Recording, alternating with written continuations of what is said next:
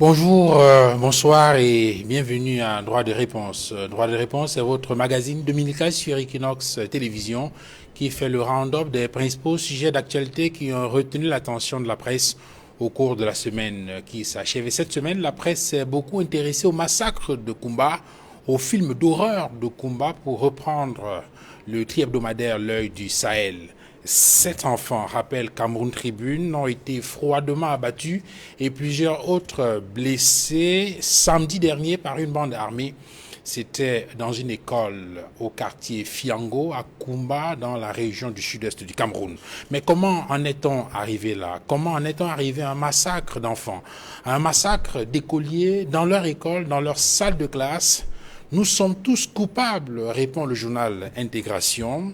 Pas vraiment, semble relativiser Ecomatin qui soutiennent que c'est le prix de la radicalisation des principales parties au conflit au Cameroun. Cabral Libi, lui, pointe un doigt accusateur sur le président de la République, rapporte le quotidien Le Messager. Paul Biya doit stopper la guerre dans le nord-ouest et le sud-ouest. Le leader du PCRN, selon le journal La Rue des Écoles, fustige l'indolence du chef de l'État qui l'invite à prendre ses responsabilités suite à la boucherie de Kumba. Mais alors, de quelle responsabilité s'agit-il? En quoi consiste prendre ses responsabilités? Pour le journal Mutation, il s'agit bien évidemment de négocier et d'obtenir un cessez-le-feu plutôt que de persister de façon vigoureuse sur la voie de l'option militaire. Le journal d'Alain Boyomo soutient que Kumba marque un tournant décisif dans la crise dans le nord-ouest et le sud-ouest. Mais en attendant, le président de la République observe Cameroun Tribune, condamne ces atrocités et rappelle qu'il a donné des instructions fermes afin que tout soit fait pour mettre la main rapidement sur cette horde de criminels. Le chef de l'État a ensuite décrété la journée d'hier, samedi, journée de deuil national en mémoire des victimes de l'attaque du 24 octobre dernier à Fiango, à Kumba, dans le département de la Mémé. Cette sortie de Paul Biya, note la nouvelle expression, survient alors que deux de ses opposants les plus radicaux l'ont précédé sur ce terrain, Maurice Kamto, qui a appelé à une journée de deuil national le jeudi 29 octobre et Edith Kawala pour le vendredi 30 octobre 2020. Si la nouvelle expression conclut que Paul Biya se met ainsi à la remorque de l'opposition, le journal Le Messager, pour sa part, y voit une danse macabre des politiques. Et parlant des politiques, parlant de Maurice Kamto, président national du MRC, il faut indiquer que les militants de cette formation politique étaient encore au tribunal cette semaine.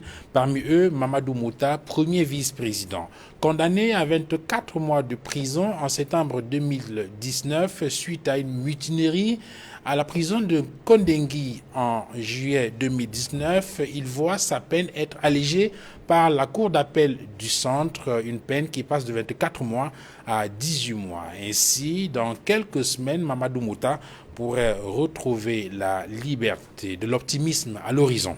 Par contre, en Côte d'Ivoire, l'horizon semble plutôt assombri au regard des violences qui ont émaillé l'élection présidentielle qui s'est tenue hier sur toute l'étendue de ce territoire. Des heurts ont éclaté avant même l'ouverture des bureaux de vote et au terme de ce scrutin, c'est une guerre de communication entre les différentes parties. Pour le parti d'Alassane Dramane Ouattara, le président sortant et candidat à sa propre succession, l'opposition a échoué. L'opposition, pour sa part, estime que le boycott a amené les Ivoiriens à rester chez eux.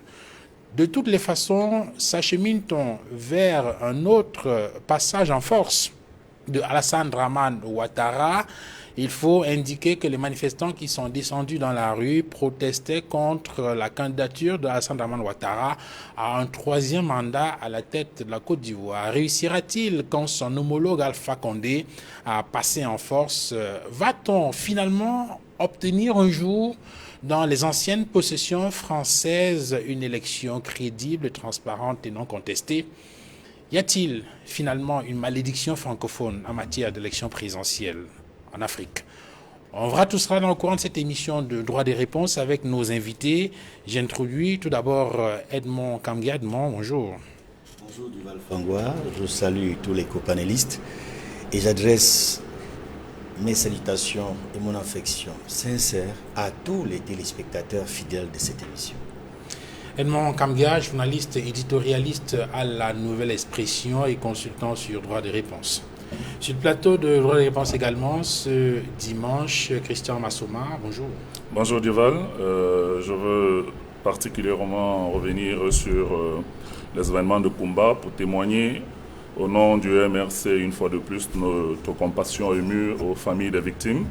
Je voudrais adresser mes fraternelles salutations au vice-président du MRC et à tous les autres militants qui sont passés à la cour d'appel du centre jeudi et dont les peines pour certains ont été revues à la baisse dans le cadre d'une véritable parodie de justice. Et je pense que quoi qu'il arrive, nous allons finir par aboutir à l'établissement d'un véritable état de droit dans ce pays. Christian Massoma, vous êtes militant du MRC, le mouvement pour la renaissance du Cameroun. Charles Élison, bonjour. Bonjour. Merci d'être venu sur ce plateau de droit des réponses. C'est le RDPC qui vous remercie une fois de plus de l'avoir invité à cette grande tribune d'échange. Vous êtes conseiller municipal, grand conseiller à la mairie et surtout communicant du RDPC. Oui, je suis d'abord militant, convaincant, et en commençant la cellule jusqu'à être à la section aujourd'hui.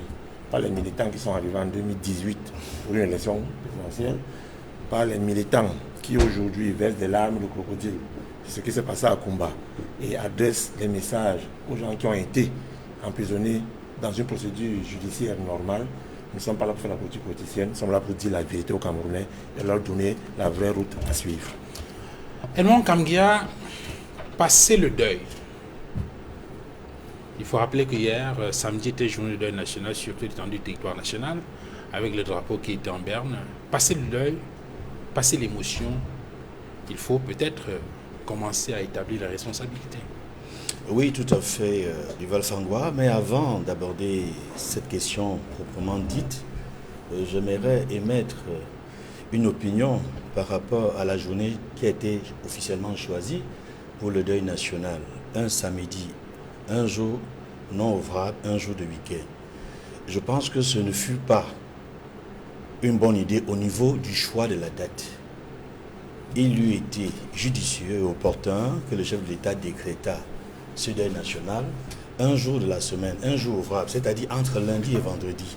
L'inconvénient de cette journée de deuil national de samedi, c'est que ça n'a pas eu toute la portée, tout l'intérêt que le peuple aurait pu en attendre. Voyez-vous, un deuil national, c'est un jour de sacrifice, c'est un jour où le peuple, à l'unisson, comme un seul homme, a une pensée pieuse pour les personnes concernées. Et dans le cas d'espèce, c'était le massacre des innocents enfants. La portée aurait été plus grande si ce deuil national avait été décrété pour un jour ouvrable de la semaine, de manière à ce que les journalistes, par exemple, puissent aller dans les services administratifs, voir effectivement comment est-ce que le deuil national se présente avec les drapeaux en berne, avec les services administratifs qui ne peuvent pas fonctionner normalement parce que c'est un jour, je le disais tantôt, de mémoire, de sacrifice pour le fer de lance de la nation, pour cette jeunesse qui a été broyée, écrasée, étouffée dans le feu. Ils n'ont plus d'avenir parce qu'ils ont été massacrés, ces enfants-là. Donc, cette opinion, il était importante. Il fallait le souligner. Parce que ça a enlevé, n'est-ce pas, le fait que ça se passe un samedi, ça lui a enlevé tout ce côté-là, solennel. Mais il faut le dire, en définitive, que la semaine qui vient de s'écouler a pratiquement eu 3 journées de deuil. Parce que il y a eu une journée de deuil qui a été appelée, qui a été lancée par un leader politique, le leader du MRC, Maurice Kamto, le jeudi dernier, et on a vu effectivement les gens en noir. Des gens vraiment, chacun à sa façon, aller en prière, exprimer son émotion. On a également vu la journée de deuil, le vendredi, et celle-là, c'est l'église catholique. Et à commencer par l'évêque de Kumba, qui avait appelé les fidèles de son diocèse, et émis le vœu à la conférence nationale, à la conférence épiscopale nationale, que dans tous les diocèses, il y ait cette messe de requiem. Et effectivement, le président de la conférence épiscopale nationale a appelé, n'est-ce pas, ses homologues évêques, pour qu'il y ait une messe de requiem, une messe pour le repos des âmes. On peut vous retorquer que le jeudi et le vendredi étant pris, il ne restait plus que le samedi. Oui, il ne restait plus que le samedi. C'est pour cela que nous, voyez-vous, à la nouvelle expression, on a dit que le chef de l'État a des critères de deuil national à la remorque de l'opposition, parce qu'il y avait Maurice Kamto qui avait lancé jeudi. Kawala, elle s'était jointe à la proposition de l'Église pour demander effectivement que le vendredi ait également une pensée, un jour de commémoration pour nos enfants massacrés. Donc, il faut le dire, quand je parle de pratiquement 3 jours, c'est que jeudi, vendredi et samedi, de fait, c'était des journées de deuil au Cameroun. Et je pense que ça a été une bonne chose de se souvenir de ces enfants qui nous ont quittés dans des conditions difficiles, insoutenables. Et nous espérons que cela va vraiment cesser, qu'il n'y aura plus jamais ça, qu'on ne va plus jamais massacrer des enfants innocents dans cette République. Alors maintenant sur la question des responsabilités, est-ce que c'est trop tôt maintenant de commencer à réfléchir sur comment on en est arrivé à une situation comme celle-là? Ce n'est pas très tôt d'y réfléchir. Et je souhaite, et je l'espère, parce que dans les premiers communiqués du porte-parole du gouvernement, qui évoquait notamment le fait que son collègue du ministère de la Défense allait initier une enquête pour qu'on sache effectivement ce qui s'est passé. Mais j'aurais aimé que de manière officielle, le chef de l'État décréta également une enquête officielle, comme ce fut le cas pour Ngarbou. Une enquête officielle pour déterminer, identifier les responsables et les commanditaires de cet assassinat, de cet assassinat odieux, de ce crime odieux. Et nous pensons... Mais Cameroun Tribune indique dans l'une de ses parutions cette semaine qu'au-delà de ce deuil national, le président de la République a donné des instructions pour que tout soit fait pour retrouver le commanditaire, les auteurs de ce crime-là. Je l'espère qu'effectivement les fins limiers, n'est-ce pas, de nos forces de sécurité sont sur le terrain.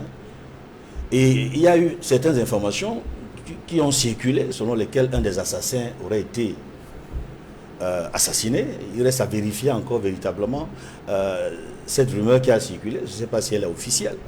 Il faut qu'on sache, qu'on identifie si effectivement l'un d'eux a été assassiné. Il faut qu'on sache qui. Est-ce qu'il appartient à une bande armée? Est-ce que celui-là qui a été retrouvé, neutralisé, appartient au groupe des ambazoniens? Est-ce que c'est un soldat, un membre des forces de sécurité? Il faut que l'on sache, si c'est vrai, qui. Et pour la suite, il est important et que dans les meilleurs délais, parce que ça boue encore dans nos cœurs, enragés, l'assassinat de ces enfants. Il faudrait qu'on sache véritablement qui a fait ça, qu'on les identifie, et qu'ils soient sévèrement sanctionnés. Alors, Charles Lisan, il y a certes les coupables qui seront désignés par la justice au terme, bien évidemment, d'une enquête et évidemment des procès qui pourront s'ouvrir, mais il y a aussi et surtout les responsabilités. Et parmi ceux qui sont présentés comme les responsables de ce carnage, de plus en plus, on a lu dans les analyses la responsabilité de cette dame, je me permets la répétition, responsable de cette école qui, dit-on, dealait avec des groupes séparatistes et qu'il semble que ce deal qui a mal tourné, qui donne naissance ou qui est à l'origine de ce carnage. Est-ce que pour vous, c'est une attitude de cette dame qui dealait avec ces bandes armées, est-ce que c'est une attitude compréhensible ou vous pensez, comme les autres, qu'elle n'avait pas beaucoup de choix dans ce contexte, dans cette zone? Votre question nécessite une réponse en 10 secondes. Mais je m'en voudrais de ne pas me joindre ici à la communauté internationale et nationale surtout, les esprits épris de paix et de cohésion sociale pour ne pas présenter les condoléances les plus attestées, qui sont les miennes et celles du RDPC. Et surtout, dans le sillage des dires de M. Kamgia, lui faire comprendre que je suis quand même abasourdi de suivre ici qu'il y a eu 3 jours de deuil national. Si M. Kamgia estime, du haut de éditorialiste qu'il est, du haut de consultant qu'il est, qu'il y a eu 3 jours de deuil national au Cameroun, en mélangeant le décret du président de la République qui institue un samedi de deuil national pour les massacres de Kumba et qu'il estime qu'il faut mettre sur le même niveau que le supposé deuil national décrété par un guignol, je dis bien un guignol, un jeudi et une autre névrosée là, un vendredi, je suis quand même surpris. Il n'y a qu'au Cameroun, du dictateur Paul Biya, qu'on voit ce genre de choses. Mais c'est violent, c'est les termes que vous laissez-moi terminer, je suis en train de parler. Non, parce qu'en même temps, c'est vrai que vous parlez, mais en même temps, on peut vous permettre de qualifier des leaders politiques, il y en a qui estiment que Paul Biya qui sont dans le champ politique et qui apportent leur contribution à la vie politique de notre pays. Il y en a qui l'insultent tous les jours, il y en a... Je voudrais justement faire comprendre... Ils peuvent continuer à les insulter, mais si vous êtes sur ce plateau, Charles Élisant, et que vous estimez que c'est un plateau sérieux, avec des invités sérieux, un modérateur sérieux, eh bien, je vous en prie, justement, il faudrait qu'on pour avoir cette réaction-là que je l'ai fait, pour faire comprendre aux uns et aux autres que nul ne peut se prévaloir de ses propres turpitudes. Et que l'ensauvagement du champ politique que certains ont mis comme leitmotiv de leur combat quotidien, tout le monde peut l'être. Si on ne parle pas, si on n'agit pas, c'est parce que si les paroles sont d'argent, le silence est parfois d'or. Et on a reçu une certaine éducation qui nous permet de ne pas entrer dans la gadoue. Maintenant que j'ai fini de dire ça, parce que je voulais avoir cette réaction, je ne suis pas avancé en disant donc, Monsieur Kamgia, vous ne pouvez pas, du haut de leader d'opinion que vous êtes, mettre au même niveau le décret présidentiel avec le décret de certains acteurs politiques. Vous ne pouvez pas, dans votre analyse, dire qu'on a trouvé des gens en noir jeudi pour estimer que c'est l'appel du leader du MSC qui a été plutôt suivi et non celui du président de la République. Je tiens à vous dire que hier, tous les Camerounais ont communié à cet appel du président de la République. Et puis, il faut le dire, le deuil que nous faisons n'est pas une obligation. Chacun fait le deuil à son niveau, chacun fait le deuil à sa manière. J'ai vu une possession au quartier général de Yaoundé hier. J'ai vu une possession à la Légion de gendarmerie du littoral. J'ai vu une possession à la délégation régionale de la sûreté. J'ai vu dans tous les commissariats, dans toutes les brigades, dans tous les services publics où les drapeaux étaient en berne. Il ne s'agit pas de faire du populisme ou du brouhaha. Il s'agit d'être en communion avec nos enfants qui sont morts. Si vous amenez cela dans le champ politique, c'est de votre point de vue. Maintenant, je voudrais vous faire comprendre que quand vous dites en même temps que le jeudi et le vendredi étant pris, Paul Biya n'a eu le choix que de choisir le samedi. Et c'est pourquoi vous dites qu'il était à la remorque. Ça sous-entend tout. Vous êtes dans votre logique. Et on comprend donc qu'on est dans une république où, au lieu que tout le monde communie, comme on voit dans d'autres pays, autour du gouvernement en place, mettant de côté et nos aigreurs, et nos rancœurs, et nos haines, parce qu'il faut communier et lutter contre l'obscurantisme, lutter contre le terrorisme, lutter contre tout ce qui entame cette innocence de la jeunesse qui a été tuée la dernière fois à Kumba. Non, vous avez des gens qui estiment que non, ils doivent faire leur deuil à eux, ils doivent dire que c'est à cause des billards, ils doivent dire que c'est à cause de tel. Il faut qu'on avance. Il faut qu'on avance. Et pour terminer par votre question, M. Duval, parce qu'il a parlé pendant 30 minutes, vous ne l'avez pas relancé, vous voulez me relancer, je voudrais vous faire comprendre que ce sont des bribes de informations qui sortent de l'enquête. Vous savez, une enquête se fait dans des services. En passant, je voudrais vous faire comprendre que Paul Biya, justement, instruit le ministre de la Défense de faire la lumière sur tout ce qui s'est passé à Kumba. Donc, ne dites pas que vous ne savez pas, il l'a fait. Et les bribes d'informations qui viennent de là nous font comprendre que cette dame avait choisi de dîner avec un groupe sécessionniste pour qu'il n'attaque jamais son établissement. Ce serait un autre groupe qui, fâché de n'avoir et qui estime avoir le contrôle de la situation dans cette zone, qui était énervé et qui a donc dit, après maintes relances, après maintes menaces, que ce groupe va passer comment on appelle ça, en action. Il se pourrait encore, selon certains parents, il se pourrait que ces gars sont arrivés à l'école, ils ne sont pas passés à l'action à l'immédiat.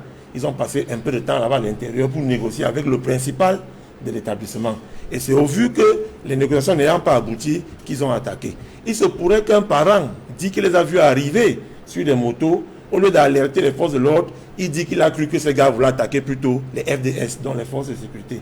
Il se pourrait que le voisinage a vu ces gens arriver et personne n'a arrêté les autorités. Il se dit beaucoup de choses, mais tout ce qu'on veut, c'est que comme il a dit, et là il peut le rejoindre, plus jamais ça, et que on comprend donc là dans cette histoire que justement le terme guerre asymétrique a toute sa place. Alors sur cette question, si on reste sur cette hypothèse-là, en fait quand je posais la question, c'était pas pour qu'on rentre dans des spéculations, c'était pour essayer qu'on essaie un peu de comprendre, parce que il semble que, je vais dire, l'attitude de cette dame, s'il est établi effectivement qu'elle essayer de dealer avec des groupes là. Est-ce que c'est une attitude qui, de votre point de vue, est compréhensible ou qui est condamnable? Je dois rappeler qu'il y a beaucoup d'hommes politiques et même de responsables d'organisations de la société civile qui, dans ces localités-là, pour organiser certaines cérémonies, sont obligés justement de payer cette sorte de taxes ou d'impôts. Est-ce que c'est une attitude qui est compréhensible au regard du contexte ou bien cela est condamnable de votre point de vue? Parce qu'on pense qu'elle aurait pu alerter les forces de défense et de sécurité, elle ne l'a pas fait. Duval, Jésus avait dit, celui qui n'a même péché, jette la première pierre. Au monsieur qu'on lapidait. Beaucoup de personnes ont baissé leurs bras avec les cailloux en main. Chez nous, on ne condamne pas. On analyse et on essaie de comprendre. Je tiens à vous rappeler que nous, les francophones, c'est très facile pour nous d'analyser certaines situations. Mais quand nous nous retrouvons dans cette zone avec les anglophones, entre guillemets, qui subissent les foudres de ces gars, on peut se dire, on peut se poser des questions. Par exemple, est-ce que vous vous rendez compte que quand le président de la République signe le comité de désarmement, de démocratie et de réflexion sociale, ça veut dire que vous, Fangwa, qui habitez peut-être le Lébialem, vous avez vu un de vos voisins devenir terroriste, violer votre fille, décapiter votre maman, tuer vos enfants, et l'État vous demande de faire cet effort-là, de l'accepter une fois de plus, qui réintègre la société. Cette difficulté à accepter, quand ces anglophones ont fait ça, et qu'ils ont accepté que ceux qui ont déposé les armes reviennent dans le champ normal de la société, il faut qu'on les accompagne dans ce sillage-là. Et c'est pourquoi j'ai dit, on ne peut pas comprendre que cette main tendue de l'État, parce que l'État c'est nous avons accepté qu'ils reviennent, cette main tendue de l'État ne peut pas quand même, c'est-à-dire ne peut pas voiler le fait qu'il vous est quand même possible d'alerter les autorités, même si vous essayez de protéger vos intérêts, vos familles, mais vous pouvez quand même puisqu'on se rend compte que depuis que la population s'est rendue compte qu'elle est entraînée dans une histoire qui n'a ni tête ni queue, depuis qu'elle a commencé à collaborer au niveau de l'information prévisionnelle, on est monté en puissance, et c'est pourquoi l'opération Bamenda Clean avait eu toute sa splendeur. Parce que quand les populations cohabitent, quand les populations collaborent avec l'autorité en place, le banditisme recule franchement. Donc, à mon avis, elle aurait pu arrêter les autorités. Si ça avéré ce qui s'est passé, elle aurait pu arrêter les autorités, on aurait démantelé ce groupe de bandits. Alors, Christian Massoma, puisque lorsqu'on analyse ces faits-là, on fait allusion également à une autre actualité qui a marqué la ville de Douala. Cette semaine, on a vu des forces de défense et de sécurité alertées par un chef d'établissement à Makepe, notamment, je crois, la Roshan International School, où la responsable de l'établissement a alerté les forces de police. Les éléments du groupement mobile d'intervention sont descendus sur les lieux et le poteau rose a été découvert. Et les personnes qui s'apprêtaient justement à lancer un assaut sur cet établissement ont été interpellées et sont en exploitation aujourd'hui. Est-ce qu'on peut faire une transposition sur le cas de Kouma en estimant que cette dame, alertée par ces groupes, ces bandes armées et qui s'apprêtaient à lancer un assaut sur l'établissement, aurait pu alerter les forces de défense et de sécurité? Est-ce qu'on est dans le même contexte? Est-ce qu'elle aurait pu le faire? Est-ce que c'est compréhensible qu'elle n'ait pas réagi? Duval, avant de répondre à votre question, je voudrais dire que quand j'arrive sur le plateau de droit de réponse, c'est pour avoir affaire aux personnes qui sont sérieuses dans le cadre d'un débat républicain. Donc je ne viens pas ici pour faire des débats de chiffonniers. Je trouve les propos du représentant du RDPC particulièrement ordurieux à l'égard de M. Maurice Kamto, le président national du MRC. Et je trouve ça inacceptable pour quelqu'un qui est censé représenter les aspirations d'un parti comme le RDPC. Mais bon, ceci étant dit, ils ont peut-être le monopole de cette violence verbale, parce que j'ai vu l'autre jour un de ses collègues, je vais même d'ailleurs le citer, je crois Mboutouze, qui est venu dire ici que c'est le MRC qui était responsable des massacres de Koumba. Donc, ces gens-là doivent savoir que l'état dans lequel ils veulent nous plonger, le chaos dans lequel ils veulent absolument nous plonger, nous n'allons pas les suivre dans ce cadre-là. Revenons à ce qui s'est passé ici. Je pense qu'on ne peut pas, de manière logique, faire des comparaisons entre une dénonciation à Douala et une dénonciation à Koumba. Koumba, on est dans le cadre dans un cadre de guerre. Nous sommes dans un contexte d'exception, dans un contexte où les populations subissent la terreur des bandes armées de manière quasi quotidienne.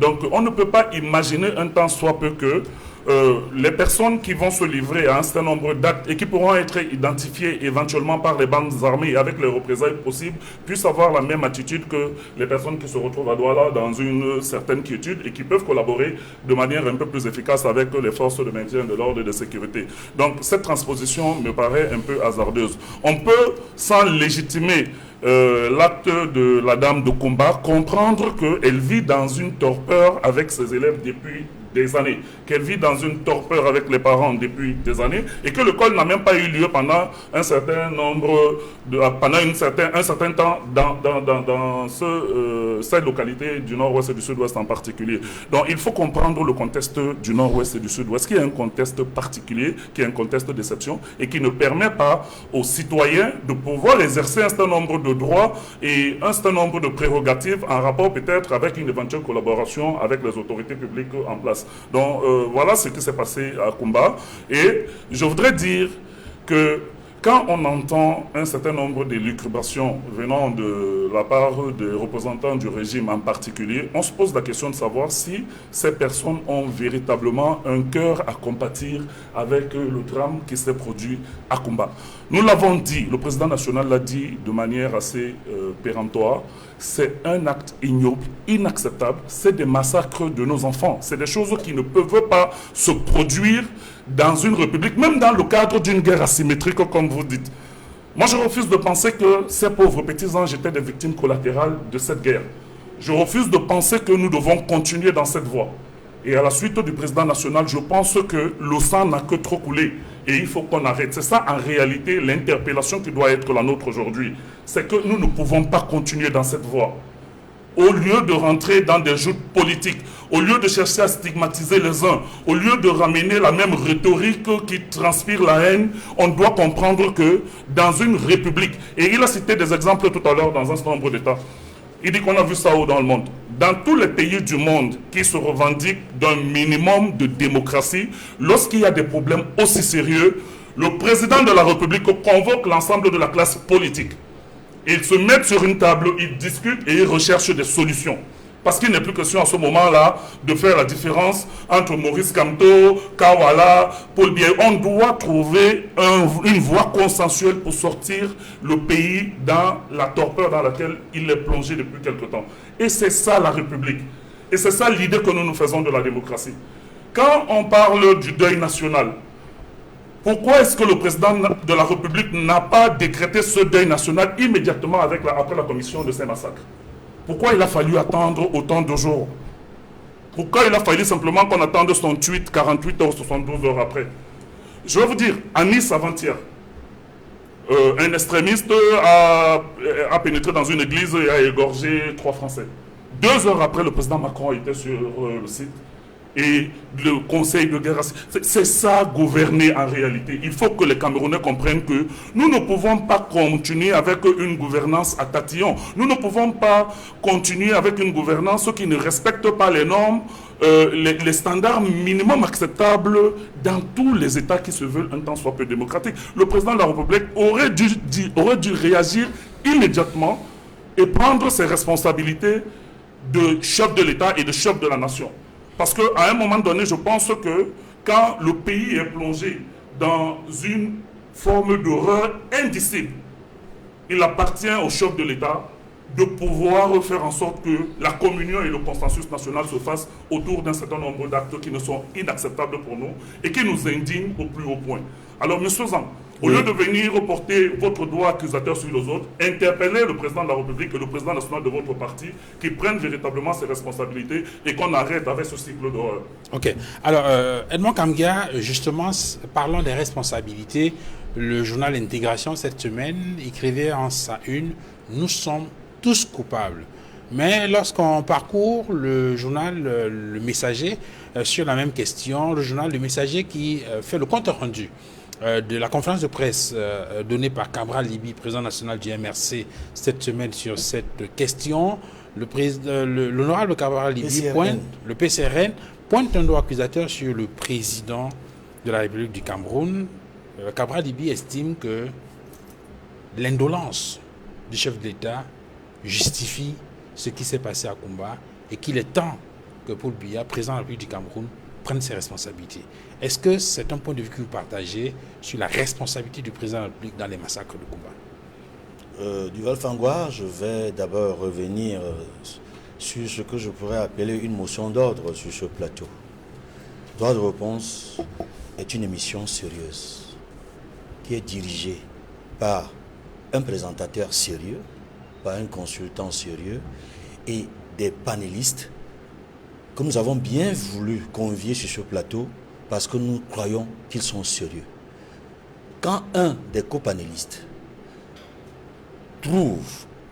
présente des mots grossiers à l'encontre des leaders publics, des leaders d'opinion, des personnalités politiques, nous disons que c'est inqualifiable, ce n'est pas sérieux du tout. Et je voudrais dire aux responsables, aux communicants du RDPC sur ce plateau, Monsieur Zan, voilà, vous avez mon nom, que les qualificatifs, les épithètes que vous avez utilisés à l'endroit des hommes politiques qui ont appelé les compatriotes à avoir une pensée pour les enfants tués, massacrés à Kumba, sont des qualificatifs qui ne sont pas opportuns, qui ne sont pas appropriés, qui ne sont pas signes de maturité et de responsabilité de votre part. Je vous prie de ne pas recommencer.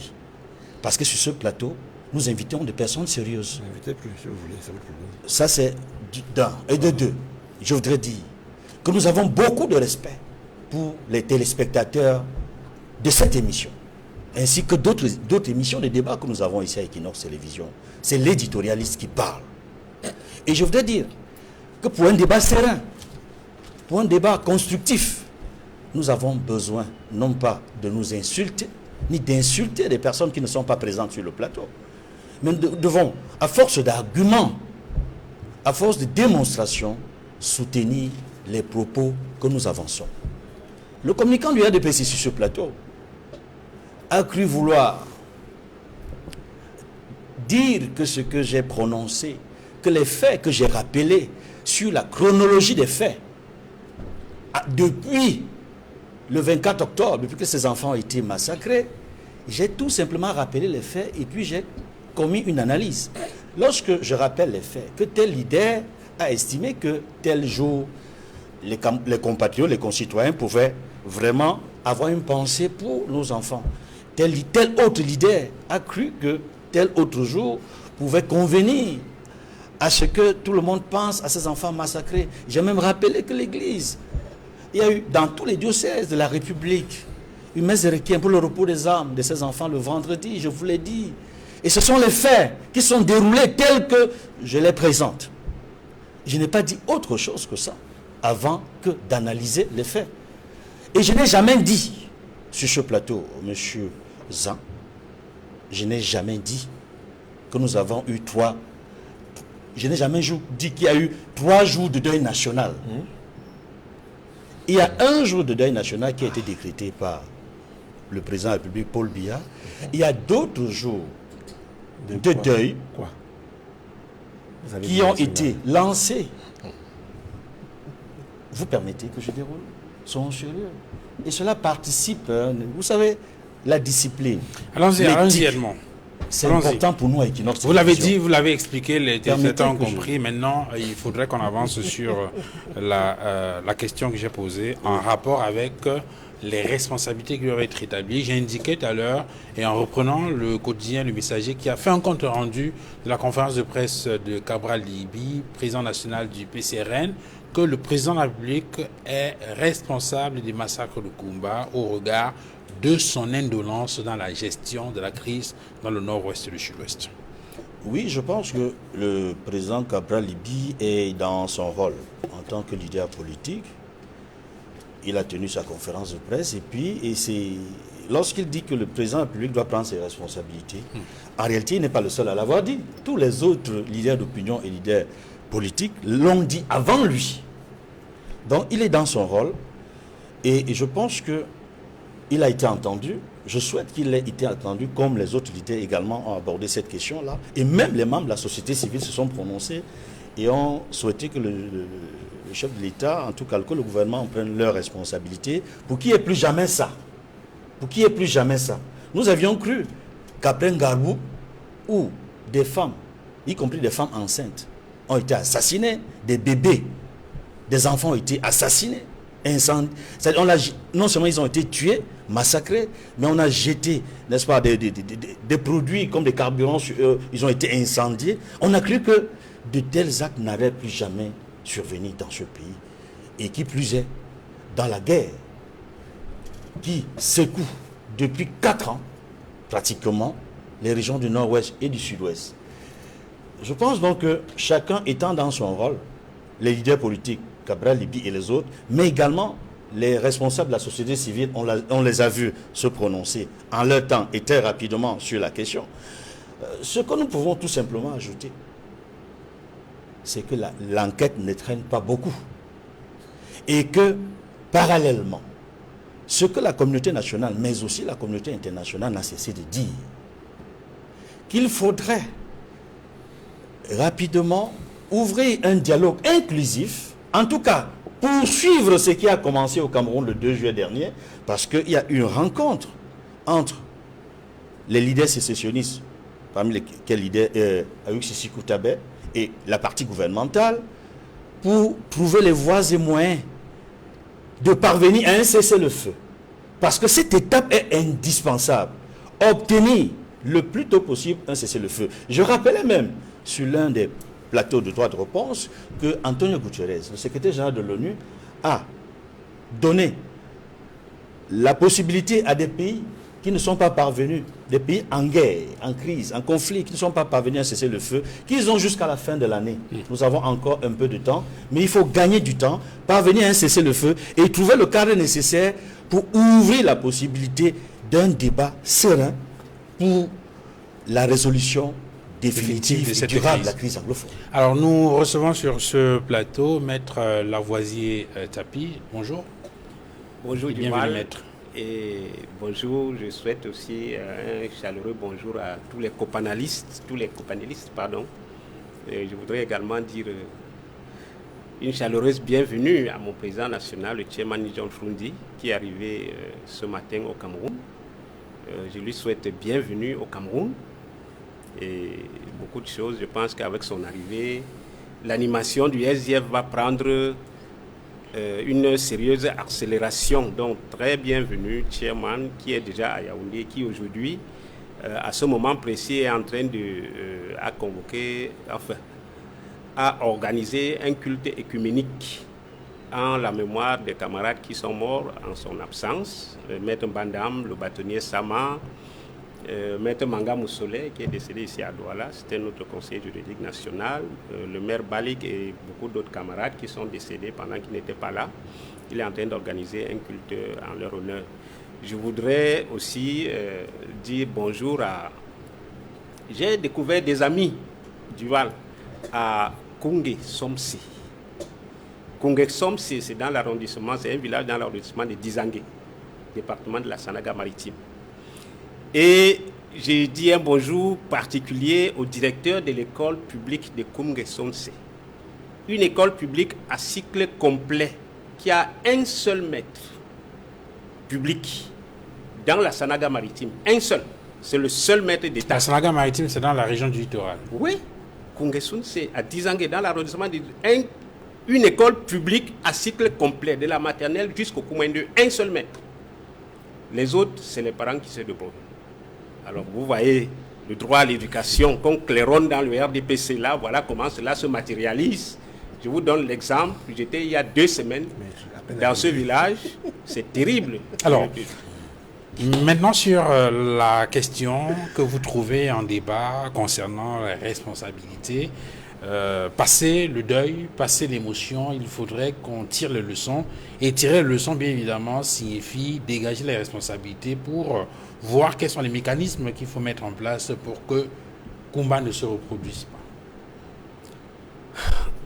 Merci Duval. Je pense que la question qu'on devrait se poser, c'est pourquoi les Camerounais meurent dans le nord-ouest ou le sud-ouest.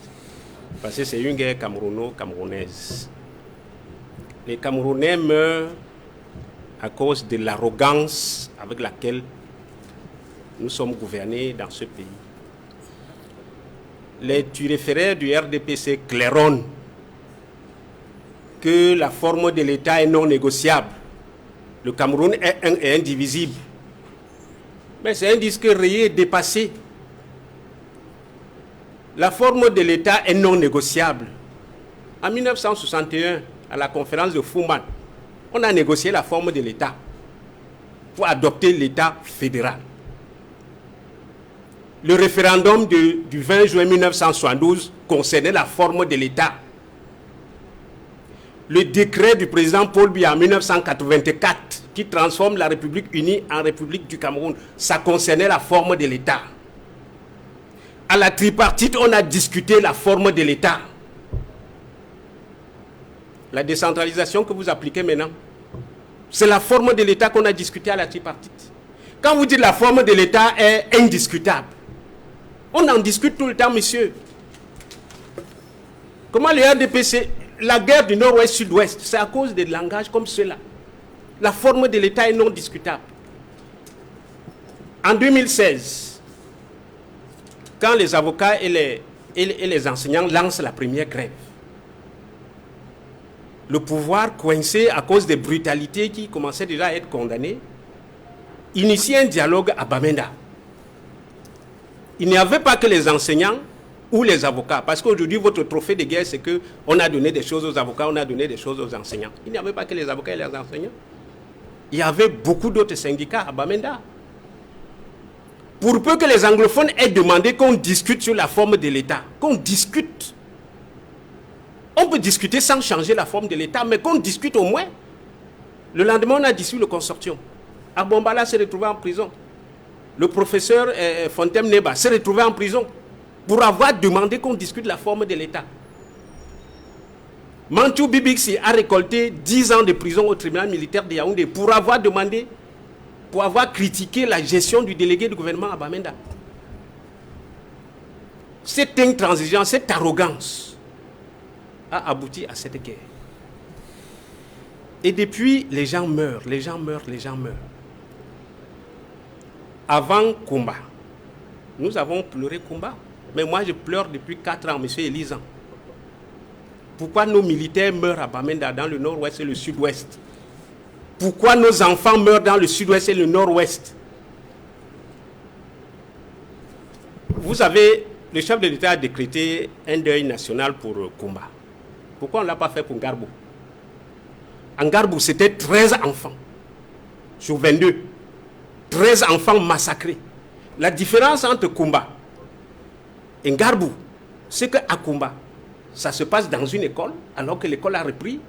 En Ngarbou, ça se passe dans les maisons de ces enfants. C'était des élèves qui ont été massacrés en Ngarbou.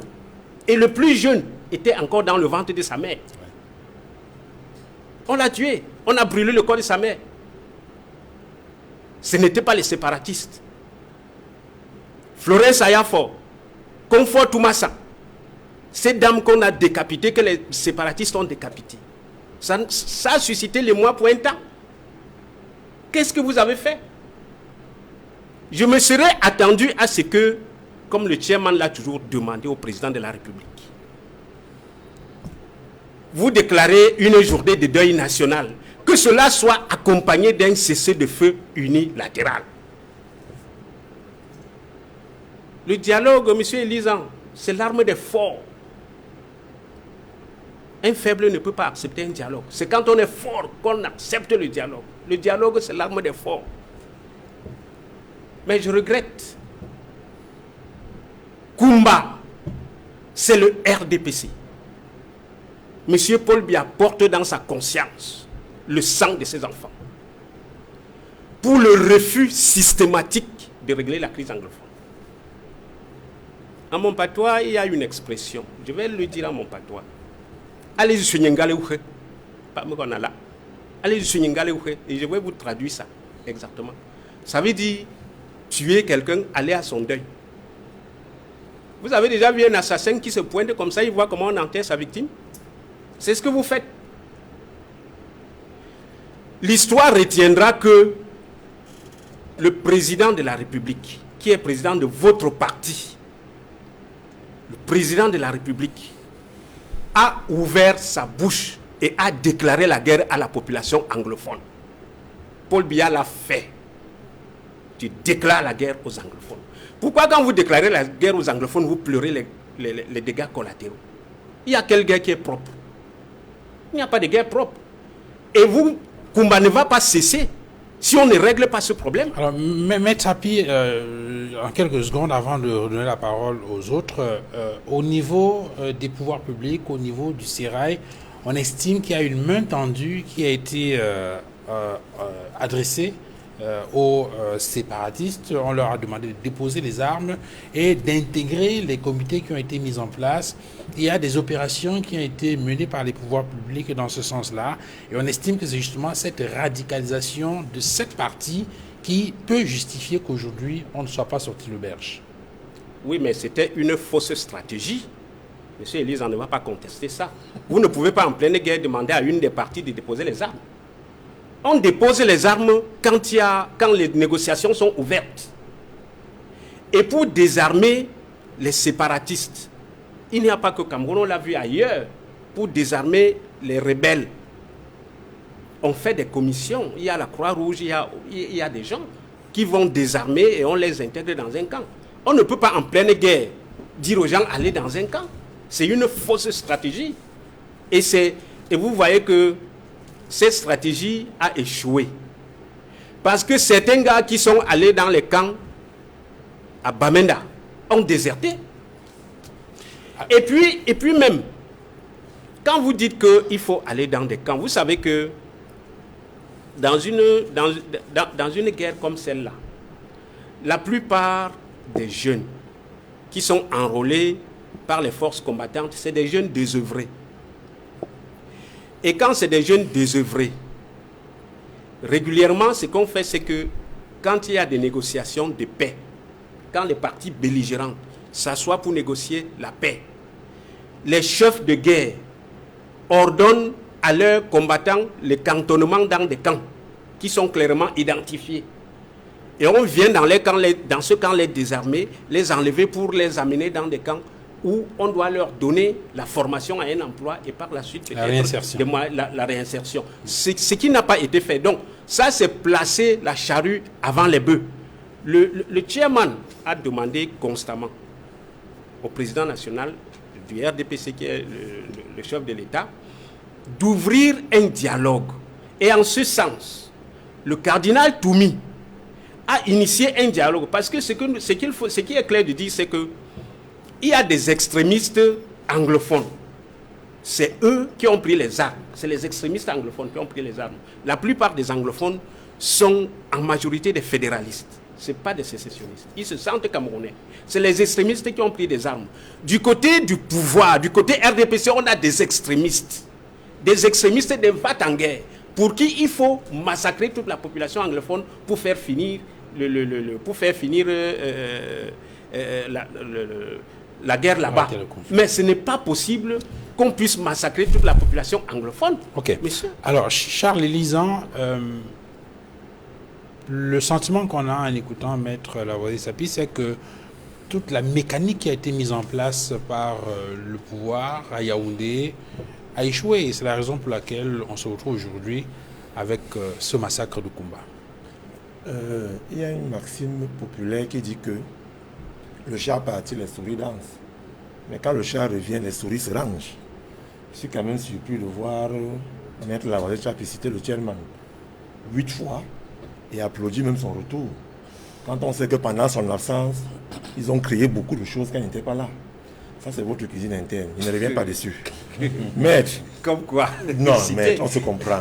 Il ne revient pas dessus. Les deux tendances du SIF qui se bagarrent. Il n'y a aucune tendance dans le SIF. C'est ce genre de parler. Ça, c'est vous. Ça vous regarde. C'est-à-dire, je laisse chacun devant ses propres turpitudes.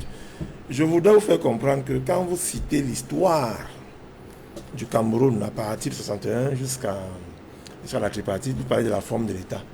Je tiens aussi à vous rappeler que vous avez cité les deux formes qui peuvent vous pousser à la modification de la forme de l'État, que sont lors des discussions en modifiant la Constitution. Votre patron en sait quelque chose en 2008, celui du MSC. Vous parlez du référendum. Il y a aussi le suffrage universel. Et vous serez plus utile aux téléspectateurs en leur faisant comprendre que votre candidat à l'élection présidentielle dernière était pour le fédéralisme et que ceux qui sont allés voter ont choisi plutôt l'État unitaire décentralisé. Et s'il y a eu vote? Laissez-moi avancer. Ça, c'est un autre détail, avec la voiture Chapier.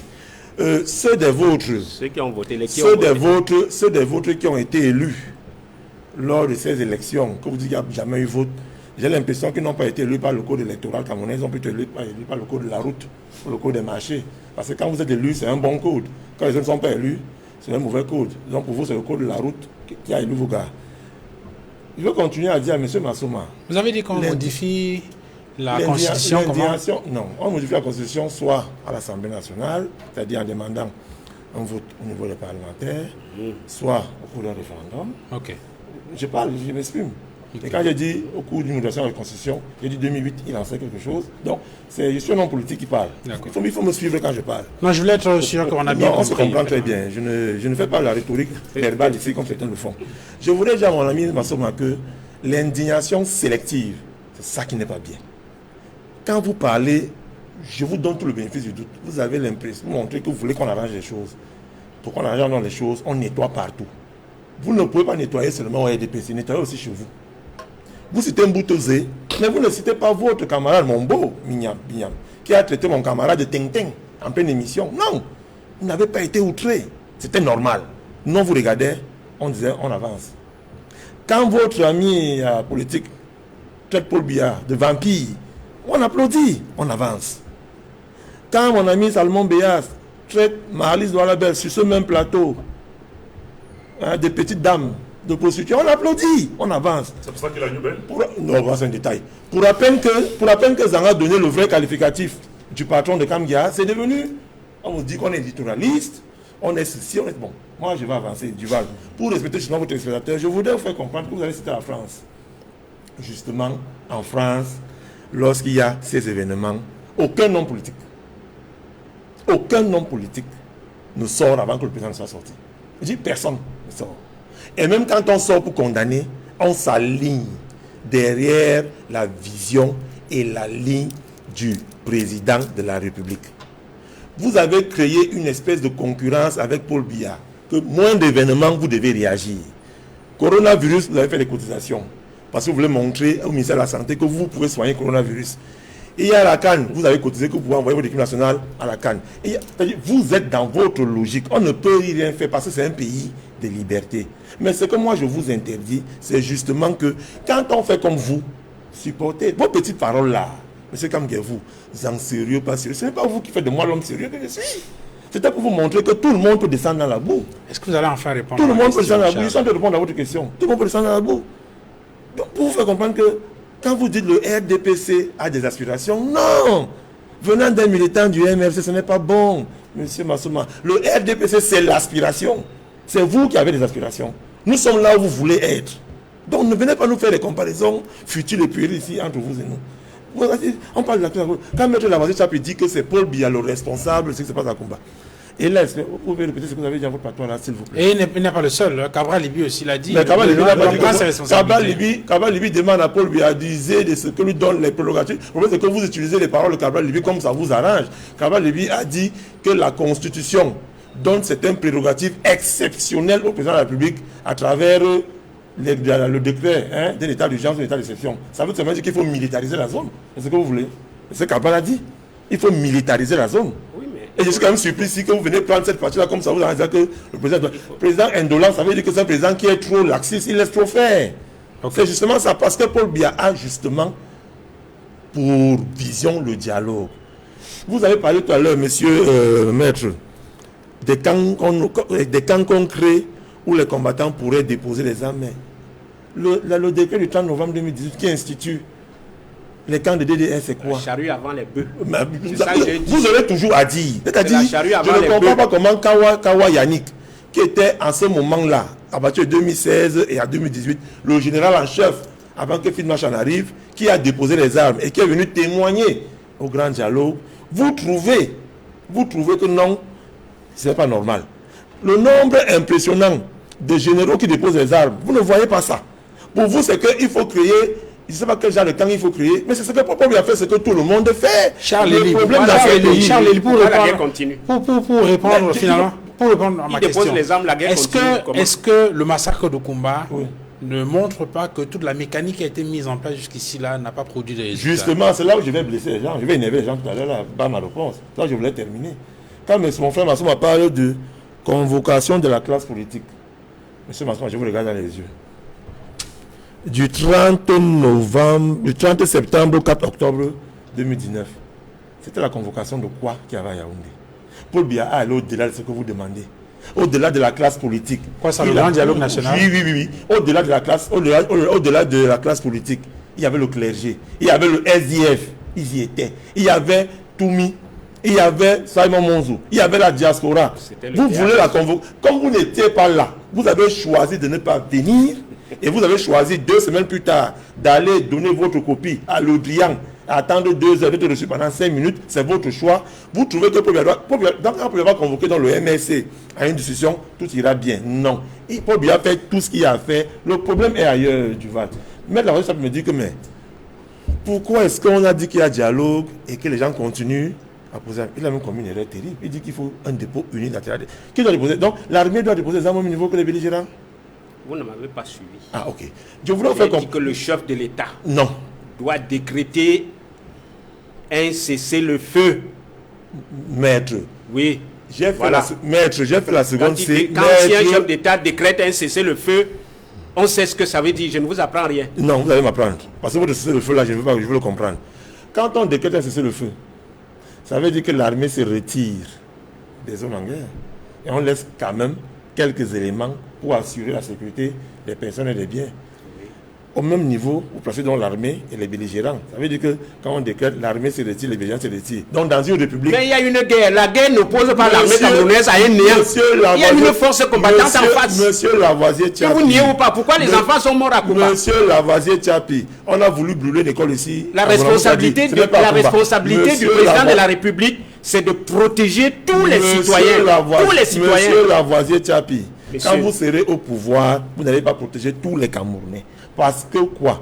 Au moins, nous n'allons pas favoriser la guerre. Vous aurez moins la chance d'avoir. Nous n'allons pas favoriser la guerre. Vous aurez moins la chance d'avoir. Vous me coupez, hein? C'est-à-dire, je vous ai coupé religieusement. C'est pas facile. Vous faites massacrer les anglophones, c'est pas normal. Quand le Béni fait son travail, mais le fait comprendre. Charles, pour sortir. Non, laisse-moi terminer. Béni de quoi? Mais maître, prenons la parole aux autres panélistes. On ne décrète pas. On ne décrète pas le silence. Ma deuxième prise de parole. Vous aurez votre deuxième tout à l'heure. On ne décrète pas un cessez-le-feu comme vous pensez là. L'histoire est pourvoyeuse d'éléments qu'on voit. Donnez-moi un pays où il y a eu décret de cesser le feu et où on a déposé les mêmes armes, même au niveau. Non. Les belligérants déposent les armes. Tous ceux qui ont demandé à Paul Biya de négocier avec les terroristes. Mon frère Massouma a cité la France. J'ai suivi Estrosi, le maire de Nice. J'ai suivi Le Drian. J'ai suivi Macron. Pourquoi ne vont pas négocier avec les gars qui décapitent les gens là?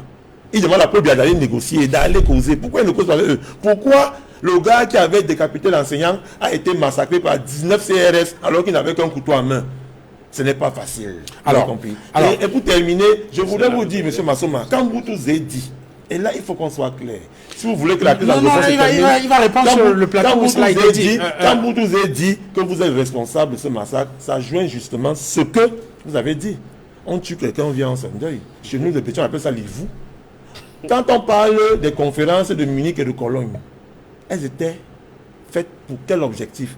C'était de cotiser de l'argent pour la cause anglophone. Et on sait qui était là-bas, qui n'était pas là-bas. Mais bien. Alors, quand c'est la vérité qu'on dit. Sur la question des responsabilités. Vous faites maintenant comme ça. Parce qu'il faut qu'on rappelle que si on parle de dégager les responsabilités, l'objectif, c'est de trouver les solutions les meilleures pour qu'on en arrive à la fin de cette crise et qu'on ne vive plus les atrocités comme celles qu'on a vécues à Kumba le 24 octobre dernier. Duval, je vais vous dire de manière claire et nette. Je pense que le MRC s'est suffisamment prononcé sur les pistes de résolution de cette crise anglophone. Et il n'y a pas que le MRC. L'essentiel des organisations nationales, nos partenaires multilatéraux, la communauté internationale, tout le monde ne fait que dire la même chose. On ne peut pas trouver une solution à travers l'option militaire. la seule solution ne peut être que tributaire d'un véritable dialogue inclusif qui inclut les véritables parties prenantes au conflit. Quand M. Zhang continue à évoquer le grand dialogue national, j'ai l'impression que nous ne vivons peut-être pas dans le même espace où nous ne comprenons pas les choses de manière intelligente comme naturellement nous devrions le faire. Je pense que le bon sens est quand même la chose la mieux partagée selon Descartes. Mais comment imaginer que quelqu'un qui voit que les résolutions du grand dialogue national n'ont produit aucun effet sur le terrain jusqu'à maintenant, que la situation continue à s'enliser, continue à nous parler du grand dialogue national et des participants lambda et autre chose. Monsieur, vous vous êtes retrouvé entre amis à Yaoundé pour partager les perdièmes de l'État. Parce que ce qui vous intéresse généralement dans ce pays, c'est les derniers publics. Et c'était une autre façon pour vous de pouvoir utiliser l'argent du contribuable pour satisfaire une caste d'amis et autre chose. Laissez ça mon temps de parole. Donc je vais vous dire une chose qui est claire. Vous n'avez pas, et je vous ai dit ça plusieurs fois, vous n'avez pas le monopole du patriotisme dans ce pays. Vous n'aimez pas plus les Camerounais que Maître Tchapi Lavazi, Edmond Kamgia et moi et tous les autres citoyens. C'est notre pays. Personne n'a intérêt à ce que ce pays s'enlise et continue à se déliter comme c'est le cas en ce moment. Mais nous disons que dans un pays qui aspire à se sortir d'une situation qui est particulièrement délétère et catastrophique, il faut que vous sortiez de votre arrogance. Il faut que vous sortiez de votre condescendance, de votre paternalisme, vous, les gens du régime et les représentants du régime. Vous avez dit tout à l'heure que nous aspirons à être là où vous êtes. C'est-à-dire vous vous targuez d'être les dépositaires du patrimoine national. Tout à fait. Vous vous trompez largement. Ce pays appartient aux citoyens camerounais. Les Camerounais peuvent vous donner une petite délégation qui est temporaire pour pouvoir diriger les affaires publiques, mais ce n'est pas votre pays. Donc arrêtez cette forme d'arrogance, arrêtez votre autisme, écoutez la voix du peuple, écoutez les Camerounais qui s'expriment, qui ne sont pas contents, qui estiment que ce pays ne peut pas continuer de cette manière. Le bâtonnier Yondo Black disait sur le plateau l'autre jour à Cédric Noufélé qu'on ne séquestre pas le souffle de l'esprit, le souffle de l'esprit d'un peuple qui espère le lendemain meilleur. C'est-à-dire quand vous avez des gens qui pensent que le pays n'est pas gouverné et que vous voulez continuer à nous embrigader dans une sorte de caporalisation de nos consciences, vous vous trompez totalement de voie. Moi, je vais vous dire une chose, M. Zhang. Oui, dites-moi. Je vais vous dire, non, je vous parle et je suis très sérieux. Dites-moi. Parce que j'ai l'impression que vous aimez la politique politicienne. Non. Vous aimez distraire et divertir les Camerounais lorsque nous devons aborder des questions qui sont hautement sérieuses. Nous ne pouvons pas continuer sur cette voie. Cette voie a montré ses limites. Cette voie a montré ses limites. Le sang des Camerounais continue à couler. Nous vivons à un moment particulièrement grave dans l'histoire de notre pays et nous devons pouvoir avoir l'honnêteté intellectuelle de dire que lorsque nous avons expérimenté une voie qui ne marche pas, on peut en expérimenter une autre. Et je vais vous dire une chose, et je pense que mon maître Tchapi l'a dit tout, négocier n'est pas un aveu de faiblesse pour vous. Discuter n'est pas un aveu de faiblesse. C'est-à-dire rechercher ce consensus national dans une société qui est facturée comme la nôtre en ce moment, ce n'est pas un aveu de faiblesse. À moins que vous ne soyez animé par un autre dessein, et c'est ce que nous pensons, c'est que vous voulez absolument que ce chaos reste un chaos permanent parce que ça vous profite d'une manière ou d'une autre. Bon, c'est votre point de vue. Hein. Alors, non, je vous le dis, parce que je ne comprends pas quelle est cette insensibilité à pouvoir écouter la voix des Camerounais. Quand vous dites que c'est nous au MRC, ce n'est pas nous, la communauté internationale. Les Nations Unies, la France, la Grande-Bretagne, tous les jours vous appellent à ce dialogue inclusif. Pourquoi vous pensez que toutes ces personnes se trompent sur la manière dont il faut apporter des solutions à cette crise? Je suis en train de... Permettez que j'aille jusqu'au bout de... Vous appelez quoi dialogue inclusif? Parce que vous avez animé la foule. Vous avez animé la foule. Vous appelez quoi dialogue inclusif? On vous l'a expliqué. Si vous voulez que je vous donne des cours magistraux sur le cadre, donnez-moi le vous le dire. Un dialogue inclusif, voilà. C'est un dialogue qui intègre l'ensemble des partenaires sociaux d'un pays. Je ne suis pas là... Non, ce n'est pas vous le modérateur. Arrêtez de dire chaque fois que je parle... C'est vous qui êtes en train de divertir. Je suis en train de vouloir m'exprimer, mais vous ne me posez pas... Allez-y, vous ne m'interrompez pas chaque fois. Dialogue inclusif, vous n'arrivez pas à citer les participants. Allez-y, on est venu ici pour pouvoir faire ainsi. Monsieur Massoma. Si vous voulez qu'on se retrouve dans un débat de chiffonnier, je l'ai dit tout à l'heure, je suis capable d'arriver à ce niveau. Mais moi, je ne suis pas là pour rentrer dans votre Charles, parce que je pense que tout à l'heure, quand vous parliez, vous écoutez. Non, je ne vais pas expliquer. Vous n'avez pas été au dialogue exclusif. Vous n'arrivez pas à expliquer. Non, c'est moi Charles Elie, sauf si vous voulez prendre ma place. Vous n'arrivez pas à expliquer. Je crois que jusqu'ici, c'est moi le modérateur de... Je pense que dans le cadre de la crise au nord-ouest, pour revenir un peu plus sérieusement à la question qui nous interpelle, on sait qui sont véritablement les leaders sécessionnistes. C'est-à-dire, on sait quelles sont les personnes influentes capables d'apporter une solution ou capables d'être des interlocuteurs pour les pouvoirs publics. Je pense que c'est même dans ce cadre, comme le disait tout à l'heure Edmond, qu'au mois de juillet, il y a eu des approches avec Ayouk Arbok Tabé, qui était une forme de discussion préliminaire. C'est ce que Ayouk Tabé. Non, il y a eu dialogue. Je n'ai pas parlé. Permettez qu'il agisse. On ne peut pas continuer comme ça. Mais Charles Ali, écoutez. Charles, s'il vous plaît. Si vous voulez plus qu'on continue à débattre, on ferme et puis on s'en va. Duval, non, écoutez, c'est lui qui parle. Il ne faut pas jouer à ça. Écoutez-le. Il dit qu'il n'y a pas eu de discussion. Il dit qu'il y a eu une discussion avec Ayouk Tabé. Mais attendez qu'il dise ce qu'il a dit. Charles Ali, il ne faut pas animer les téléspectateurs. Non, écoutez. Finalement, c'est pas où on va. Charles Ali, respectons les téléspectateurs. Quand vous parliez tout à l'heure, ils vous écoutaient. Donc permettez qu'il déroule. Lorsqu'il aura fini, prenez des notes, vous avez un stylo, vous allez poser la question et on va continuer le débat. On ne peut pas continuer à évoluer comme ça. C'est manquer de respect pour aux téléspectateurs. Donc vous terminez question. Alors est-ce qu'on peut... Je vais chuter justement. J'étais en train de dire que si son option c'est de divertir, je vais aller jusqu'au bout. J'étais en train de dire qu'on peut identifier, et tout le monde sait qu'on peut identifier les personnes capables d'être des interlocuteurs crédibles dans le cadre de la crise du Nord-Ouest et du Sud-Ouest. Et il faut qu'il y ait une médiation éventuelle qui pourra garantir l'impartialité des négociations et peut-être aboutir à un minimum de résultats qui pourra nous conduire au cessez-le-feu. Parce que je pense qu'il faut en arriver là. Il n'y a pas un prix suffisamment fort à payer pour arrêter le bain de sang qu'il y a au nord-ouest et au sud-ouest.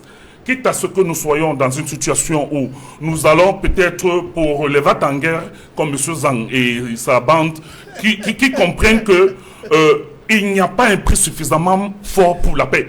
Il n'y a pas un prix qui puisse dépasser ce que nous venons de vivre en ce moment à Kumba. C'est-à-dire nous ne pouvons pas arriver au point où l'indignité est la chose qu'on va banaliser. C'est-à-dire qu'on regarde comment on égorge les Camerounais à longueur de journée.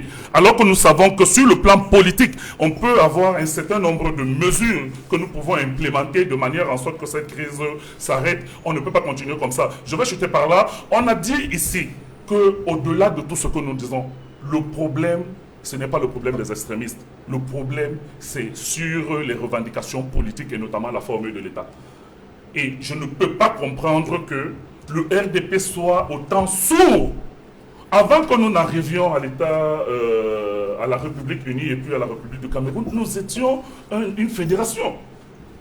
Et la fédération peut être une option sur la table si les Camerounais décident que c'est l'option qu'ils ont choisie dans le cadre d'une concertation et d'une négociation. Le président Maurice Kamto l'a dit depuis des années que nous pouvons discuter de tout ça. Nous sommes des Camerounais, nous devons arriver à un point où nous nous regardons en face et nous essayons de chercher des solutions et des compromis nécessaires pour nous sortir de la situation particulièrement dramatique dans laquelle nous nous trouvons. Mais M. Zhang, je vais vous continuer à le dire, et ça c'est mon dernier mot, vous n'allez pas plonger le Cameroun dans un bain de sang. Vous n'allez pas nous permettre de nous entretuer parce que vous vous claquemurez dans votre arrogance, dans votre pédantisme et dans tout ce que vous croyez être les dépositaires.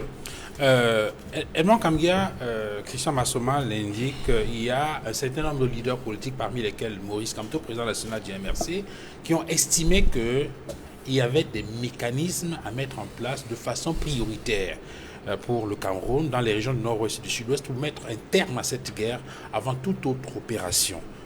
Aujourd'hui, ce qui se passe à Kumba, notamment avec le massacre des enfants dans une école, est-ce que ce n'est pas une façon de donner raison à ceux qui estiment que la mécanique qui a été mise en place n'a pas produit les résultats? Je dois rappeler qu'à un moment donné, le ministre de l'administration territoriale, qui échangeait par exemple au cours d'une rencontre avec des chefs traditionnels, leur avait donné la garantie qu'effectivement toutes les conditions étaient mises en place pour qu'ils retournent notamment dans leur localité et que la sécurité allait être assurée. On se souvient également qu'à la veille de la rentrée scolaire, il y a des indications qui ont été données faisant état de ce que la sécurité serait garantie pour les élèves qui iraient à l'école et pour les enseignants qui devraient se déployer dans les différents établissements scolaires. Est-ce que le massacre de Koumba ne vient pas montrer qu'il va être difficile pour l'État de mettre un soldat derrière chaque élève, derrière chaque enseignant? Du Val-Fangwa, je comprends le sens de la question, je vais y répondre. Mais je voudrais de nouveau dire à M. Zan que je n'ai pas de patron politique. Vous m'avez cité encore une fois. C'est un lapsus, je crois. Il a dit que je défends mon patron politique, que j'aurai le même patron politique que M. Massoma. Je n'ai aucun patron politique. Je suis éditorialiste au groupe La Nouvelle Expression. Je suis éditorialiste sur ce plateau d'Equinox Télévision. Mon seul patron, c'est le PDG du groupe La Nouvelle Expression, qui a, n'est-ce pas, du groupe La Nouvelle Expression, qui comporte le quotidien La Nouvelle Expression, la radio Equinox et la télévision Equinox. Quand je l'ai dit ainsi, je ne plus y revenir. Okay. Maintenant, sur la question que vous posez, M. Fangwa, je pense que les événements récents nous montrent à suffisance qu'il y a quelque chose qui n'a pas marché. Il y a quelque chose qui n'a pas marché, pourquoi? Parce que plusieurs jours avant, j'allais même dire plusieurs semaines avant la rentrée scolaire, on a vu des autorités administratives, on a vu des autorités municipales du coin, en fait des régions du nord-ouest et du sud-ouest, pratiquement faire la campagne pour le retour à l'école. Et nous avons à Equinox Télévision rendu compte de manière régulière des actions de sensibilisation qui ont été menées pour encourager les parents à ramener les enfants à l'école. Et dans leurs propos, ces autorités administratives et municipales et autres personnalités, y compris des députés de la région, faisaient savoir aux parents d'élèves que voici venu le moment de ramener nos enfants à l'école, y compris ceux qui se sont déplacés dans les autres régions. Et on a vu beaucoup d'enfants qui étaient partis à Yaoundé, qui étaient à Douala, à Bonabéry, à Yaoundé, retourner à l'école. Et je dois dire que parmi les 7 enfants assassinés, il y a un enfant qui était parti à Yaoundé, qui vivait à Yaoundé, qui poursuivait ses études à Yaoundé. Mais c'est ce message qui a amené le parent d'élève à ramener l'enfant à Koumba qui a été assassiné. Il dit, parmi les enfants, il y a une qui était partie, qui était déplacée, qui est revenue parce que son père, ses parents ont cru que le moment était venu de ramener les enfants à l'école. Donc, ce discours qui semblait rassurant vis-à-vis des parents d'élèves a montré finalement qu'il y a eu un couac. C'est-à-dire, en réalité, on a dit aux parents d'élèves que toutes les dispositions sont prises pour assurer la sécurité de vos enfants s'ils retournent à l'école. Mais voyez-vous, l'événement de Koumba a montré que toutes les dispositions ne sont pas prises pour que les enfants puissent retourner normalement à l'école dans les régions du nord-ouest et du sud-ouest. Et ça, c'est un gros problème pour répondre à un pan de votre question. Un autre pan de votre question serait de savoir si déjà le retour à l'école que tout le monde souhaite, que nous avons tous souhaité, même sur ce plateau, et que même Ayoub Tabé Sissiko a souhaité le retour à l'école, si ça ne peut pas marcher, maintenant, que faut-il faire pour que non seulement il y ait une véritable possibilité pour un retour à l'école dans les régions nord-ouest et du sud-ouest, mais qu'en réalité et qu'en définitive, il y ait la possibilité où les activités sociales, économiques et autres de fonctionner à un niveau acceptable dans ces zones sinistrées, le nord-ouest et le sud-ouest, il n'y a pas de solution. Il n'y a pas de solution. Ce qu'il faut faire, c'est de tout faire pour parvenir à un cessez-le-feu. Et on ne peut pas parvenir à un cessez-le-feu si les parties belligérantes, c'est-à-dire d'un côté, nos forces de sécurité et de défense, et de l'autre côté, les groupes et bandes armées, qui pour la plupart sont connus sur le terrain, c'est plusieurs groupes, auxquels aujourd'hui, malheureusement, il faut dire des groupes de bandits. Il y a des groupes de bandits qui se sont mêlés dans la danse et rendent confuse la situation dans le nord-ouest et le sud-ouest, rendre plus complexe encore la résolution de la crise. Parce qu'on aurait pu avancer sérieusement si l'option d'un véritable dialogue inclusif, je le rappelle, avait été privilégiée par le gouvernement. Mais cette option n'a pas été privilégiée. C'est la solution militaire qui a été privilégiée. Mais alors, on se rend compte qu'après plus de 3 ans et demi, voire 4 ans de guerre, on stagne. On n'avance pas. Il y a des morts, aussi bien parmi les forces de défense et de sécurité, que des morts parmi ces groupes et bandes armées, que des morts parmi les populations civiles, y compris ces civils qui doivent être protégés par les conventions internationales, y compris les conventions de Genève en temps de guerre. Les enfants, les femmes et les vieillards, ce sont les personnes vulnérables qui n'auraient jamais dû être les victimes auxquelles on assiste tout le temps, en Garbou comme à Kumba. Ce sont les personnes vulnérables qui sont censées être protégées par l'État du Cameroun. La mission, c'est de protéger, parce que l'État et le chef de l'État, sa grande mission, c'est de protéger non seulement les citoyens camerounais, mais l'intégrité territoriale. Et sur le point de l'intégrité territoriale, nous sommes parfaitement d'accord avec lui. Je crois que la plupart des Camerounais sérieux, responsables, ne veulent pas de la sécession. Nous voulons tous que le Cameroun reste dans sa forme, respecte son intégrité territoriale. Mais le débat de fond auquel on a toujours mis sur la table ici, c'est qu'il faut débattre de la question essentielle, c'est la forme de l'État. Et cette question-là, on a eu à en débattre. Comme disait Maître Zapi sur ce plateau, à la tripartite, l'essentiel du débat portait sur la forme de l'État. Et il y a eu une modification dans la Constitution sur la forme de l'État. Parce que, avant la rencontre tripartite d'octobre-novembre 1991, de cette date-là à la Constitution du 18 janvier 1996, on a implémenté une bonne partie des résolutions de la tripartite. Parce qu'on est parti d'un État unitaire centralisé à un État unitaire décentralisé. La forme a bougé de centraliser à décentraliser. C'est la forme de l'État qui commençait à connaître une mutation.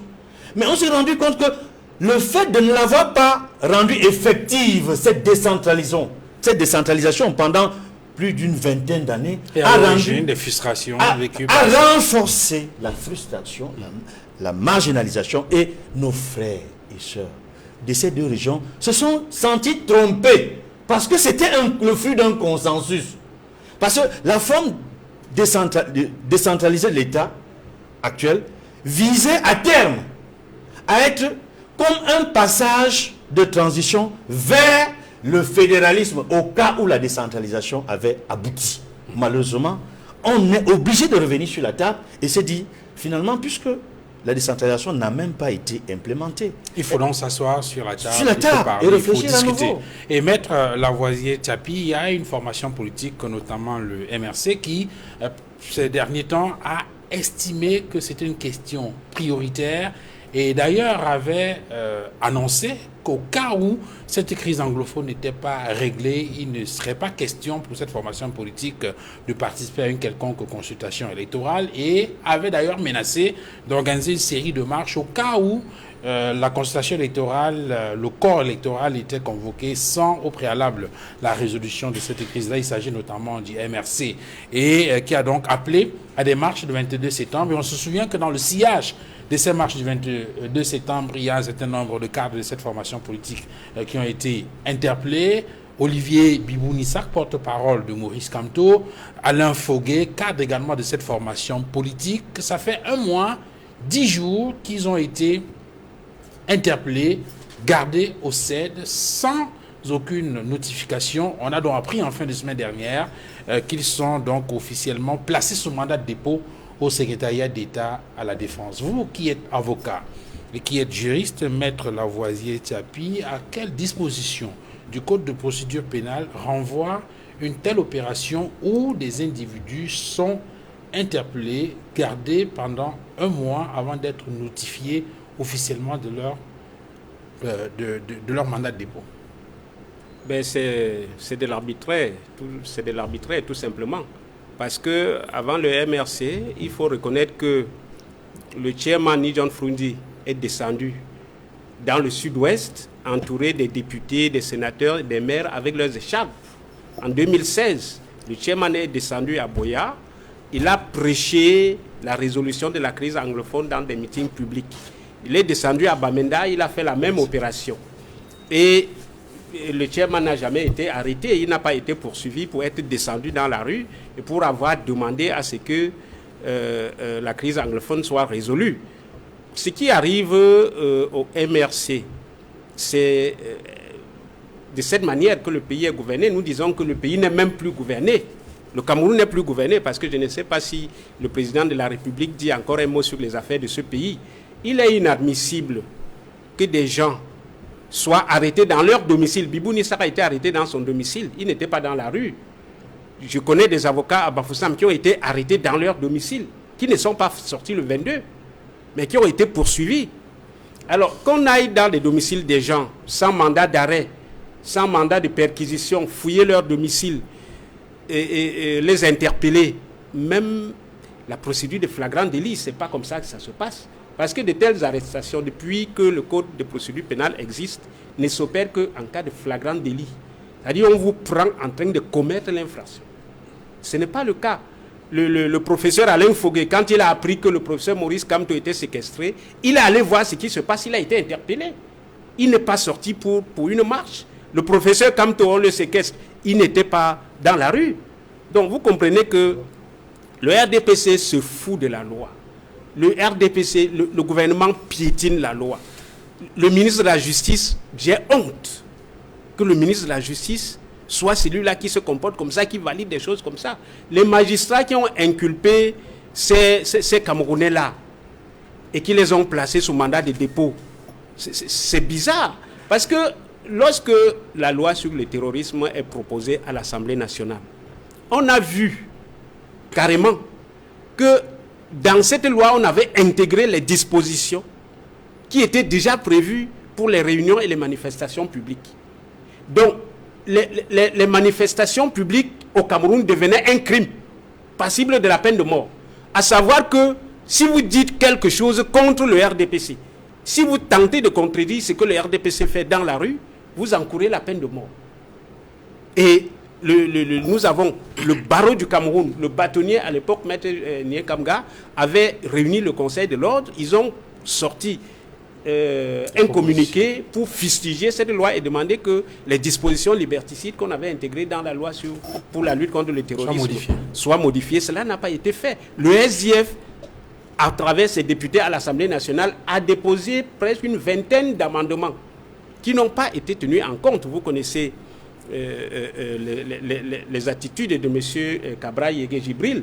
Quand ça vient de l'opposition, ça n'arrive même pas dans son bureau, ça reste à son secrétariat, ça n'arrive même pas dans son bureau. Donc, c'est dans ces circonstances que cette loi extrêmement liberticide a été adoptée. Et même si elle a été adoptée, je voudrais dire que le tribunal militaire, la procédure applicable devant le tribunal militaire, c'est le code de procédure pénale. Et le code de procédure pénale a prévu un mécanisme pour arrêter les gens, a prévu un mécanisme pour les inculper et pour les traduire en justice. Ce qui arrive par exemple à Maurice Kamto, il n'y a rien de légal là-dedans. Parce que si vous estimez que le professeur Maurice Kamto a commis une infraction à la loi pénale, s'il a appelé à l'insurrection, il faut l'arrêter, le traduire devant un juge. Devant un juge d'instruction, le juge d'instruction va ouvrir l'enquête. Si les faits sont avérés, on le traduit devant une juridiction de jugement. Et son internement, c'est une situation des plus arbitraires. La liberté d'aller et venir, M. Elisan. Personne ne peut vous empêcher de sortir de votre maison et d'aller à votre service, de sortir de votre maison pour aller vous promener ou pour aller au marché. Mais ce qu'on fait au professeur Maurice Kamto, où est la base juridique, où est la décision de justice? Il dit que c'est incroyable, on n'est plus dans un état de droit. On est dans une jungle où le plus fort croit que s'il a des ongles, il va attraper le plus faible et le déchirer avec les ongles. C'est ce qui se passe avec les RDPC. Ce n'est plus un état de droit. Mais pour revenir au problème anglophone, là, je voudrais vous dire que n'en déplaise au turéféré du RDPC, n'en déplaise à Tanganji, n'en déplaise à Fam Dongo, n'en déplaise à René Sadi ou à Issa Chiruma Bakari, il y a un problème anglophone. Le problème anglophone, c'est que les anglophones refusent la francophonisation du nord-ouest et du sud-ouest. Je vous donne un exemple.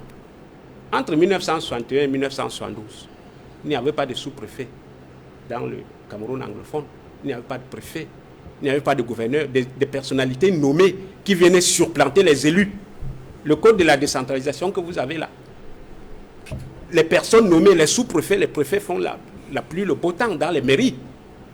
Si un préfet veut paralyser un maire qui est un élu du peuple, il le paralyse. Regardez ce qui se passe à Fumban.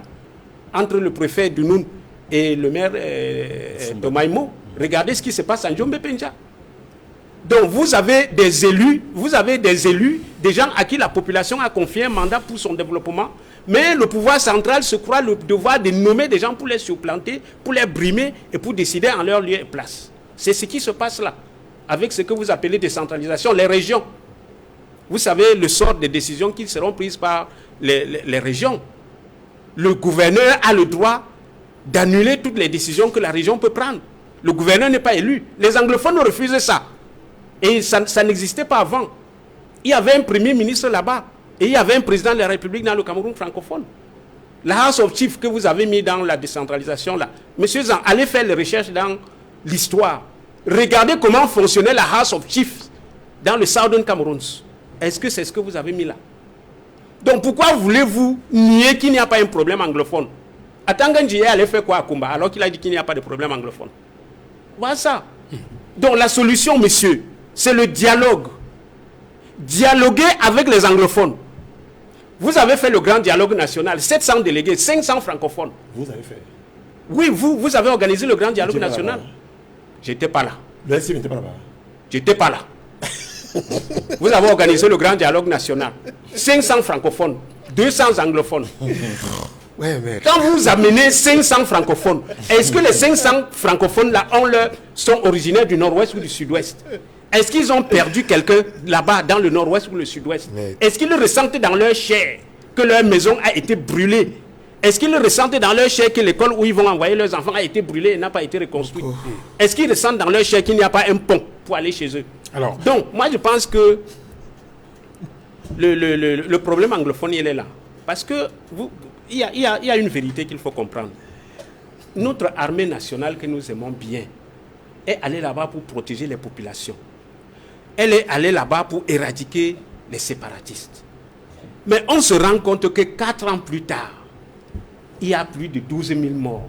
Il y a plus de 1000 morts du côté officier, du côté des forces armées et tout ça.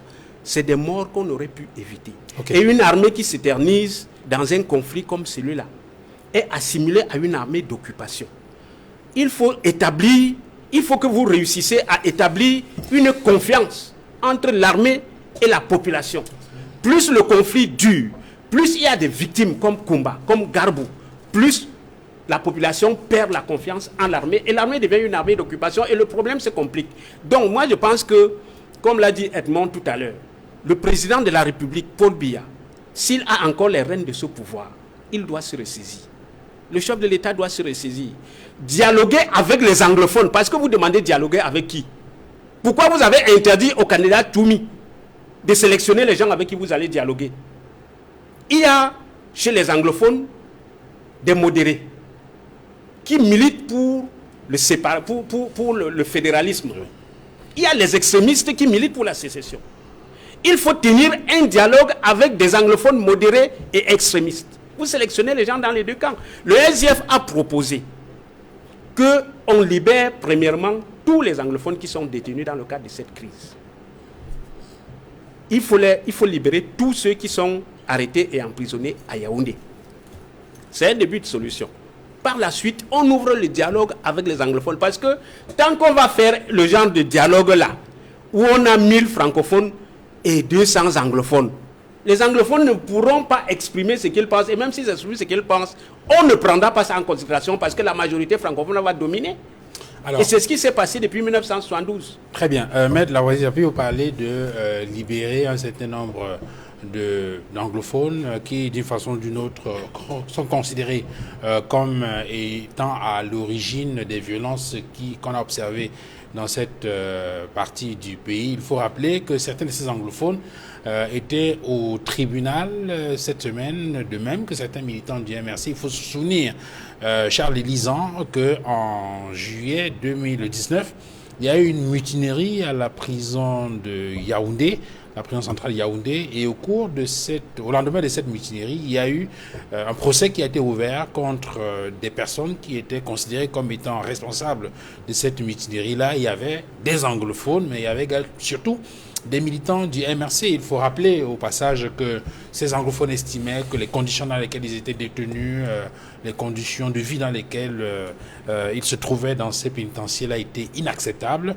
Et dans la foulée, donc, il y a le premier vice-président du MRC, Mamadou Mouta, qui a été poursuivi par le tribunal de grande instance de Yaoundé.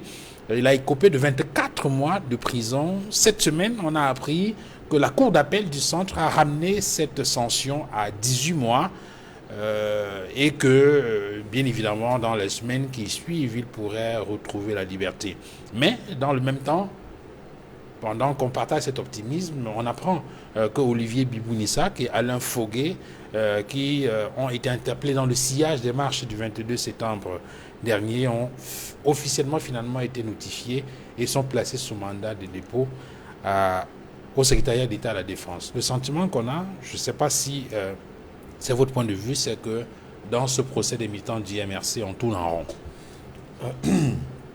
Maître Lavoisier Tchapi, je n'étais pas au Grand Dialogue, mais le RDPC y était.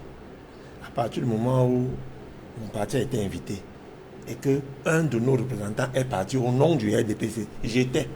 Moi, je suis de ceux qui estiment qu'on est comptable et du passif et de l'actif du parti. Si vous n'étiez pas intitulé personnel, ça c'est votre point de vue, mais le SIF y était.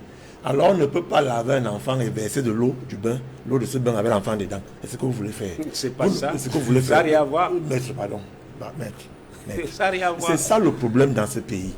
Le problème dans ce pays, c'est que justement, Duval, on a l'impression à un moment donné que certains veulent se prévaloir d'une certaine béatitude, d'une certaine bonté, parce qu'il faut faire de la cour au peuple, et les autres, comme on dit souvent, l'enfer, c'est toujours les autres. Non. Il vient de dire, donc vos camarades qui étaient, ils savent pourquoi ils sont partis. Peut-être pour les pédiens. Ça, c'est votre cuisine interne. Je voudrais vous faire comprendre que quand Massouma parle du fait qu'il n'y ait pas de dialogue, en même temps, il dit, il a appris qu'on a ouvert le dialogue avec ceux qui ont tapé, il y a quand même le dialogue. Et je vous dis, je parle ici maintenant, je vais interroger l'internationaliste Ké et non Kanga. Quand il y a des pourparlers dans ce genre de conflit, ils ne sont pas rendus publics. Vous le savez, ils ne sont pas rendus publics parce qu'on donne la chance à ce que les pourparlers aillent de mieux en mieux. Rien ne vous garantit. Là, nous sommes assis là que le gouvernement de la République, c'est-à-dire Paul Biya, cause avec ceux qui dirigent cette crise, tant interne qu'au niveau international.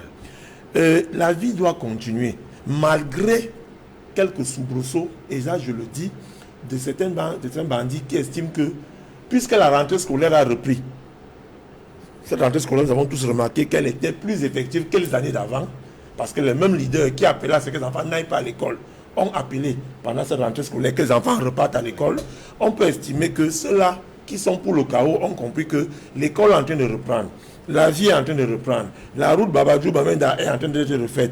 Le pont à l'eau profond de Limbe est en train d'être reconstruit. Non. Le centre hospitalier universitaire Bamenda est en train de parler. Non, ne dites pas que la route Bafoussam-Bamenda est en train d'être La route Bamenda-Bouda est réhabilitée. Bon, on va pas relancer le débat sur ce sujet. Vous n'avez pas fait cette route il y a 6 mois. Permettez qu'il développe. Allez-y, maître. Vous n'avez pas fait cette route il y a 6 mois. Allez-y. Le centre hospitalier universitaire de réforme Bamenda est en construction. Donc, vous n'allez pas empêcher dans les zones déjà pacifié, que la vie reprenne son cours, justement pour donner une chance à ce que l'enfant qui était à Yaoundé pense que la vie est revenue et revienne dans son village où il estime que les études... Là où je suis d'accord avec vous, c'est qu'il y a une franconisation de cet espace. Et là, nous sommes tous d'accord qu'à un moment donné, on ne peut pas être avocat. Ah ben maintenant, on ne sait pas dire good morning.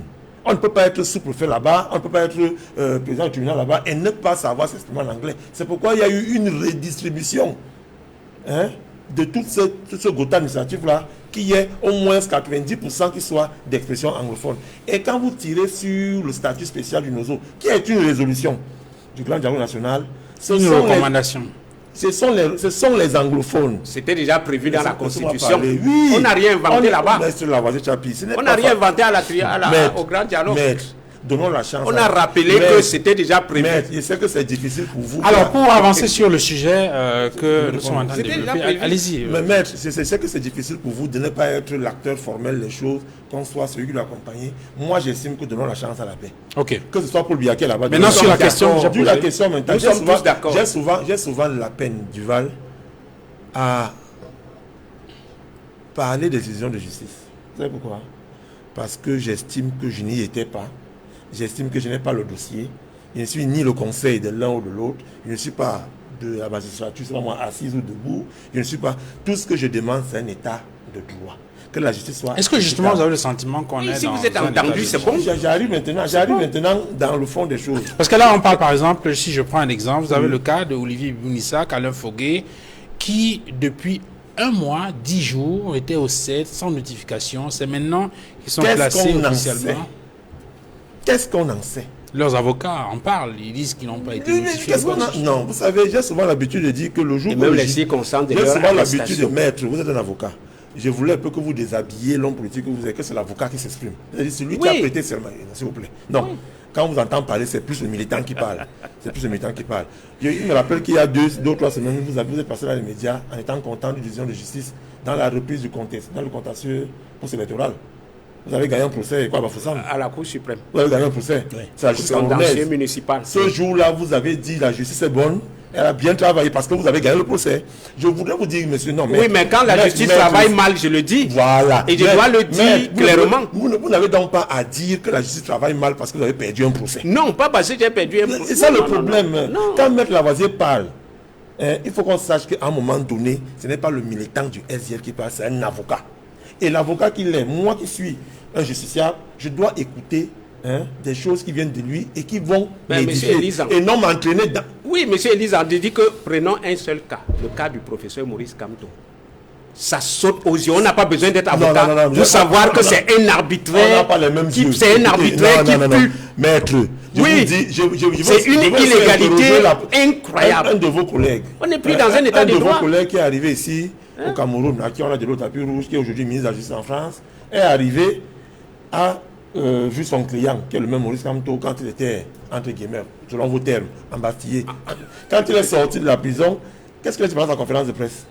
Il a dit, si on parle sur les éléments de droit, mon client ne va pas s'en sortir, d'après ce que j'ai vu.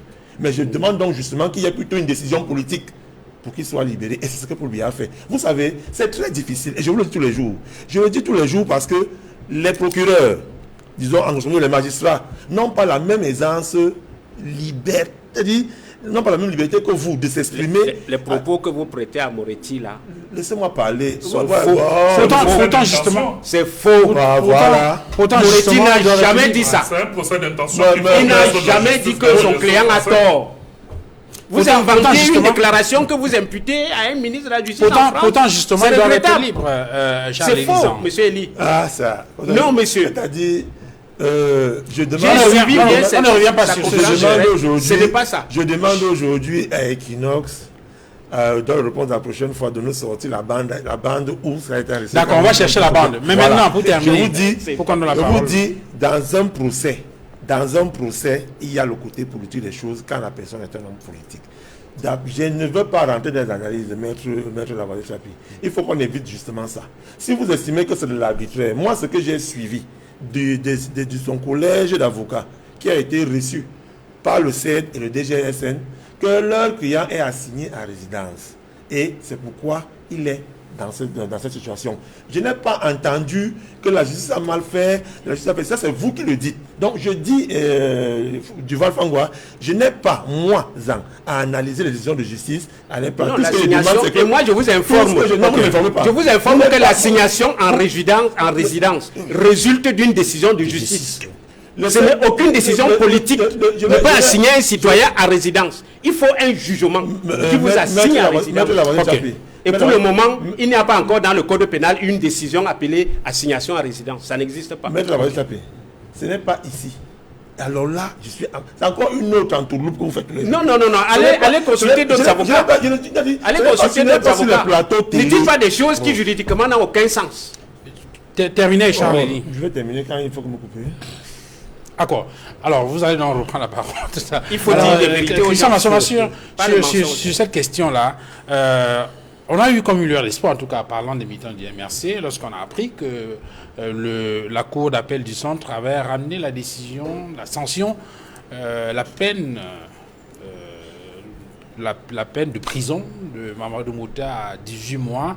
Mais quelques heures après, on a appris que d'autres militants du MRC étaient placés sous mandat de dépôt au secrétariat d'État à la Défense. On tourne en rond. Mais ce n'est pas simplement ceux du secrétariat d'État à la Défense. Beaucoup de nos amis politiques ont été traduits au tribunal de militaire. Et c'est vrai qu'il y en avait qui étaient au commissariat central numéro 1, à Mokolo, à Bastos. Et autre chose. Écoutez, moi j'ai l'impression d'une chose, et je vais le dire ici sans embâche. J'ai l'impression que nous sommes petit à petit en train d'aller vers la légalisation de l'état d'exception. Et ça, je cite un article du professeur Joseph Oona au cours des années 75 qui disait que sous le régime Aïdjo, on était en train de légaliser un état d'exception. Et on a l'impression aujourd'hui de fait que nous n'en sommes pas véritablement très éloignés. Pourquoi? Parce que, pour revenir à un certain nombre de faits, en 1990 dans ce pays, l'opposition organisait des manifestations publiques monstrueuses. C'est-à-dire les gens marchaient de la salle de fête d'Aqua jusqu'au domicile du gouverneur. Il n'y avait ni des faits d'insurrection, ni des faits de rébellion, ni des faits de terrorisme, juste pour avoir exprimé pacifiquement une opinion politique. Je dis à M. Zan que autant vous avez le droit de demander que le président Paul Biya s'éternise au pouvoir et qui renouvelle ses mandats politiques ad vitam aeternam, autant d'autres Camerounais peuvent demander que le président de la République arrête parce qu'il ne peut plus continuer à gouverner ce pays. Ce sont des opinions politiques.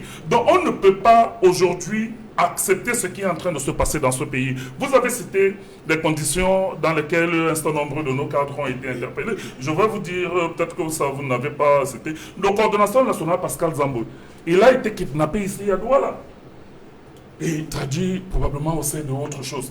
Nous sommes dans un régime désormais de terreur.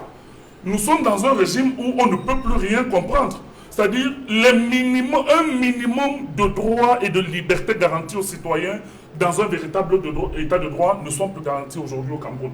C'est incroyable. On a réduit à la Cour d'appel du centre quelques peines qui avaient été prononcées l'année dernière concernant les actes de rébellion et de destruction. La Cour d'appel a finalement décidé qu'il n'y avait plus Il y a 4 chefs d'accusation. Oui, que les autres chefs d'accusation n'étaient plus valides, mais on a retenu les faits de rébellion et a condamné, pour moi, le vice-président et un certain nombre de nos amis politiques à des peines qui restent particulièrement lourdes dans le cadre et à l'épilogue d'une justice qui, pour moi, n'a pas respecté les gages d'impartialité que nous pouvons attendre légitimement en tant que justiciables de notre justice. Et ça pose toujours un certain nombre de choses que nous avons énumérées ici. Nous ne sommes pas dans un état de droit où la justice peut garantir les libertés et les droits des citoyens. Et c'est ce pourquoi nous nous battons. C'est-à-dire le sens même de notre combat, ce n'est pas que Massoma, ce n'est pas que le professeur et le président Kamto et autres, c'est que les droits qui pourront garantir que les Camerounais vivent dans un espace démocratique libre avec des égalités d'accès aux emplois, aux concours administratifs ou autre chose, c'est le véritable nœud gorgien de notre société et des problématiques liées à notre pays aujourd'hui. On ne peut pas imaginer qu'on assigne le président national du MRC à résidence dans le cadre d'un arbitraire, comme l'a dit Maître Tchapi Lavazé, sans aucune décision de justice. Ce n'est pas acceptable et il faut le dire. Il ne faut pas être membre du RDPC ou du MRC pour fustiger ce genre de choses. Parce que c'est ça qui met en péril la cohésion nationale, c'est ça qui met en péril notre devenir commun, M. Zan. Vos enfants ne devront pas vivre dans un état d'exception permanent. Vos enfants devront vivre dans le cadre d'un état qui garantit les libertés les plus fondamentales aux citoyens. C'est de ça que nous sommes en train de parler. C'est ce que le MRC revendique depuis des années. Nous ne pouvons pas continuer. Notre problème et notre objectif, même comme nous sommes un parti politique, n'est pas à tout prix d'arriver au pouvoir et par tous les moyens. Vous cherchez à vous y maintenir par tous les moyens. Nous voulons élaborer un ensemble de règles communes applicables à l'ensemble de composantes nationales pour que nous vivions en paix dans notre propre pays, pour que nous puissions nous développer de manière paisible et que nous puissions aspirer à un avenir qui est un peu plus reluisant que celui dans lequel, ou le présent dans lequel vous nous avez manifestement plongé aujourd'hui. Donc, c'est très dangereux ce qui est en train de se passer. Nous sommes en train de reculer, c'est-à-dire de 90 à 2020, 30 ans après, il y a des régressions terribles en matière d'expression de liberté, malgré un certain nombre de lois. C'est vrai qu'il y a eu la loi sur le terrorisme en 2014 et qu'il y a une loi particulièrement liberticide, notamment pour ce qui est du régime des manifestations et autre chose. Mais je peux vous dire que si on envoie la loi de 90 sur les manifestations publiques, il y avait quand même un cadre qui permettait et qui permet toujours de pouvoir avoir une certaine liberté d'expression dans ce pays. Mais on veut museler la conscience collective des Camerounais. On veut embrigader nos consciences. Et c'est ça qui est dangereux. Ce n'est pas parce que nous pensons différemment de vous que nous ne sommes pas des bons citoyens. Nous avons le droit d'exprimer librement nos opinions. Nous avons le droit de vivre dans un État qui nous garantit les mêmes libertés et les mêmes droits que vous, même si nous sommes de l'opposition.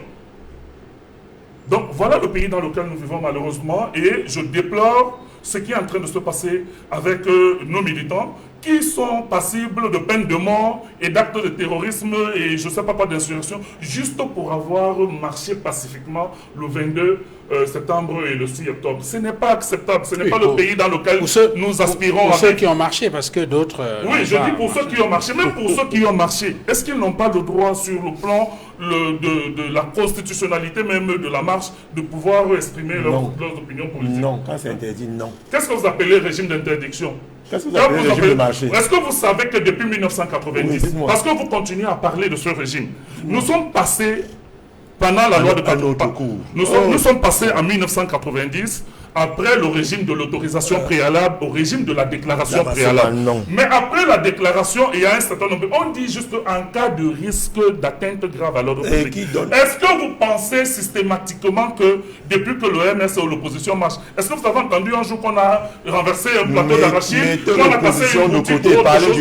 Pourquoi est-ce que vous pensez... ce n'est pas l'opposition, parlez de vous. Je parle de l'opposition, nous sommes dans l'opposition. Vous n'êtes pas l'ambassadeur de l'opposition, je parle de l'opposition. Ce n'est pas vous qui me dites ce que je dois dire dans le cadre de ce ce n'est pas à vous de dire ce que je dois dire. Ce n'est pas l'opposition. Vous n'avez pas à me dire ce que je dois dire. Parlez de vous. Vous savez, le petit nombrilisme qui vous caractérise parce que vous êtes ce que vous êtes là, ce n'est rien du tout. Je suis en train de vous dire que vous ne pouvez pas me dire ce que je dis dans le cadre de l'opposition n'était pas à Cologne. L'opposition n'était pas à Munich. Très bien. Je suis en train de dire ceci. Votre rôle est juste de venir distraire les gens et de créer le désordre pour que nous ne puissions pas débattre. Moi, je ne suis pas là pour faire ce genre de rôle. Je suis là pour débattre dans le fond. Je dis, l'opposition camerounaise mérite beaucoup plus d'égards que la façon dont elle est traitée en ce moment. Et vous ne pourrez pas continuer à embrigader les libertés des citoyens indéterminément. Vous savez ce que vous appelez opposition? Je vais chuter par là du Val. Vous appelez opposition, certainement, certains de vos amis qui ont dit qu'ils sont des partis d'accompagnement et de proposition. Pourquoi vous les appelez comme ça? Vous les appelez comme ça justement parce que le leader de ce parti vient de dire que le président de la République doit utiliser les prérogatives constitutionnelles et déclarer un état d'urgence et d'exception pour résoudre le problème de Kumba. C'est-à-dire, voilà ce que vous êtes en train de nous dire. C'est-à-dire, vous dites que pendant que tout le monde appelle à un dialogue inclusif, vous continuez à penser que ce n'est qu'à travers la force et le régime d'exception. Voilà ce que vous appelez l'opposition. Edmond Kamga,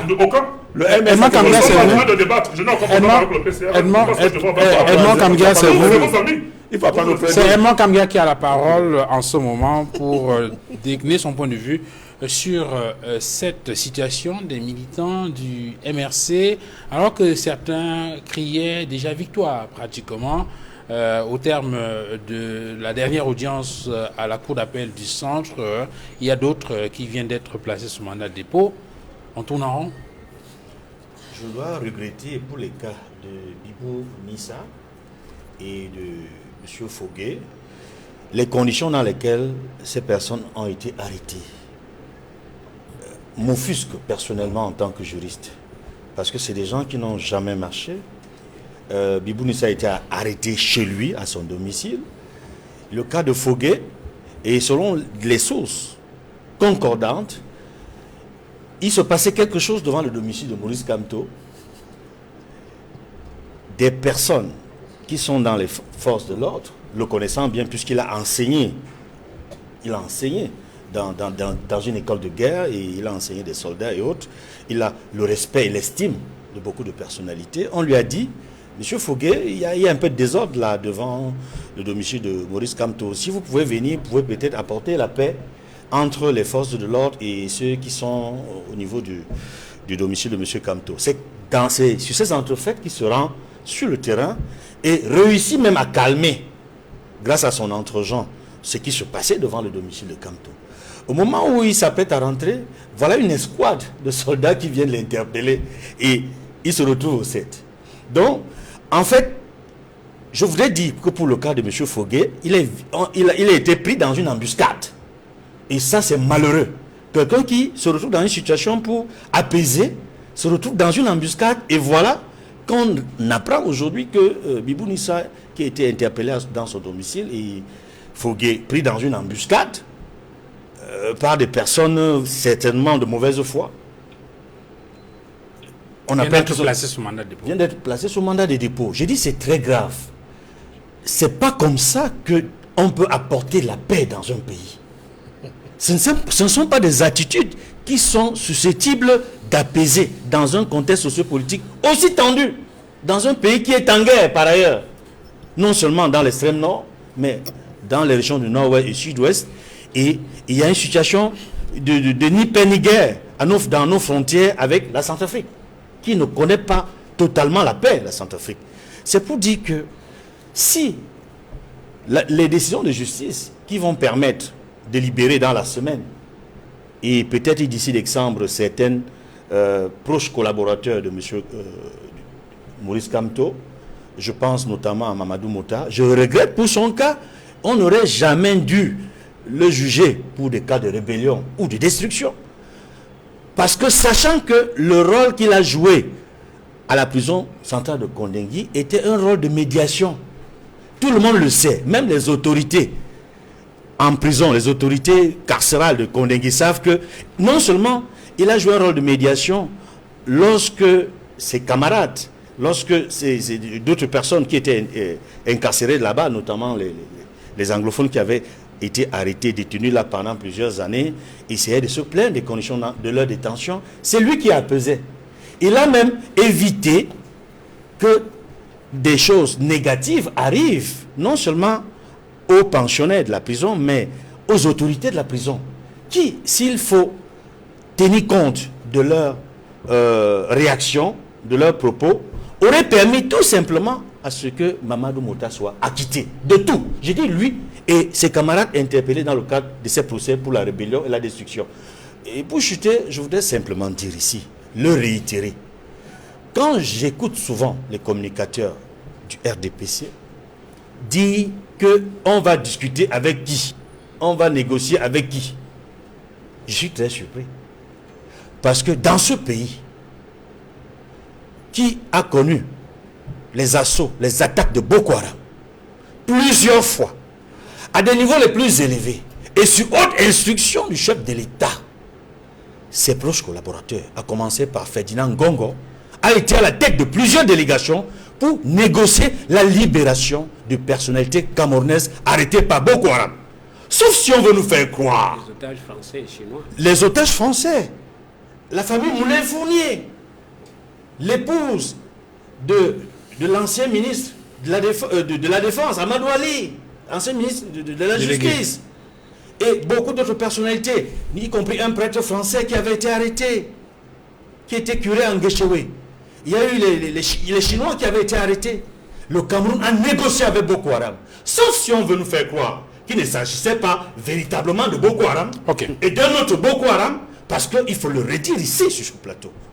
Le président de l'Assemblée nationale a dit 1, 2, 3 fois que Boko Haram est parmi nous. Sauf si on veut nous faire croire qu'on n'a jamais négocié et libéré avec le vrai Boko Haram. Messieurs, on sort de l'émission, un dernier tour de table, chacun en 1 minute, pour dire un mot sur le dernier sujet annoncé en sommaire. Maître Lavoisier Tapi, vous parliez tout à l'heure de Maurice Kamto en résidence surveillée. Il y a un panéliste qui, dans cette émission, je crois sur le plateau, indiquait que le Cameroun a exporté un système de répression de l'opposition.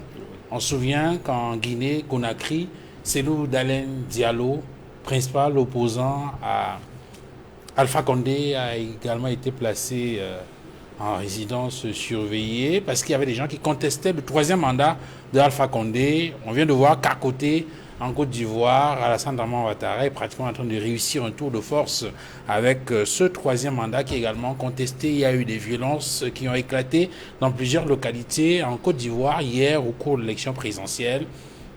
Il y a une malédiction francophone en matière d'élection en Afrique? Oui, oui, tout à fait. Et cette malédiction, Jacques Chirac l'a si bien exprimée à Abidjan. Jacques Chirac disait que les Africains ne sont pas mûrs pour la démocratie. Parlant des Africains francophones, les anciennes colonies françaises ne sont pas mûrs pour la... Il a bien dit vraiment, regardez l'Afrique centrale. Quel président a fait moins de 30 ans au pouvoir en Afrique centrale? On a cru que la démocratie était en train de s'installer en Afrique occidentale, en Afrique occidentale, en Afrique de l'Ouest. Mais aujourd'hui, on se rend compte qu'ils sont en train de copier exactement ce que Paul Biya est en train de leur enseigner. C'est-à-dire que le virus de la présidence à vie est en train d'envahir l'Afrique de l'Ouest. Et Alpha Condé, qui était un opposant farouche oui, à la dictature guinéenne. Oui. Une fois qu'il est arrivé au pouvoir, on a pensé qu'il pouvait faire mieux. Il fait pire. Il fait pire. Il marche sur le sang des Guinéens Ouattara, pour se maintenir au pouvoir par tous les moyens. Et Ouattara, il ne faut pas oublier comment Ouattara est arrivé au pouvoir. C'est par une rébellion armée installée par l'ONU. Ce n'est pas les populations ivoiriennes qui, en premier, ont voté Ouattara. C'est l'ONU qui fait... On demande au président du Conseil constitutionnel ivoirien de changer, la proclamation de Barbeau comme président de la République et de faire que ce soit Ouattara. Vraiment, l'Afrique de l'Ouest, c'est une malédiction pour les francophones. Et je voudrais, s'il te plaît, je voudrais conclure en disant que regardez les pays anglophones d'Afrique. Il y a alternance dans les... Pourquoi il y a alternance dans les pays anglophones d'Afrique? Il n'y en a pas dans les pays francophones. Ce même Ouattara du Val aujourd'hui, il y a combien d'anciens chefs d'État au sortir de cette élection que l'Occident ne va pas nous imposer ses règles. Pour dire en des termes beaucoup plus simples que l'Occident ne va pas nous imposer la démocratie et les règles démocratiques.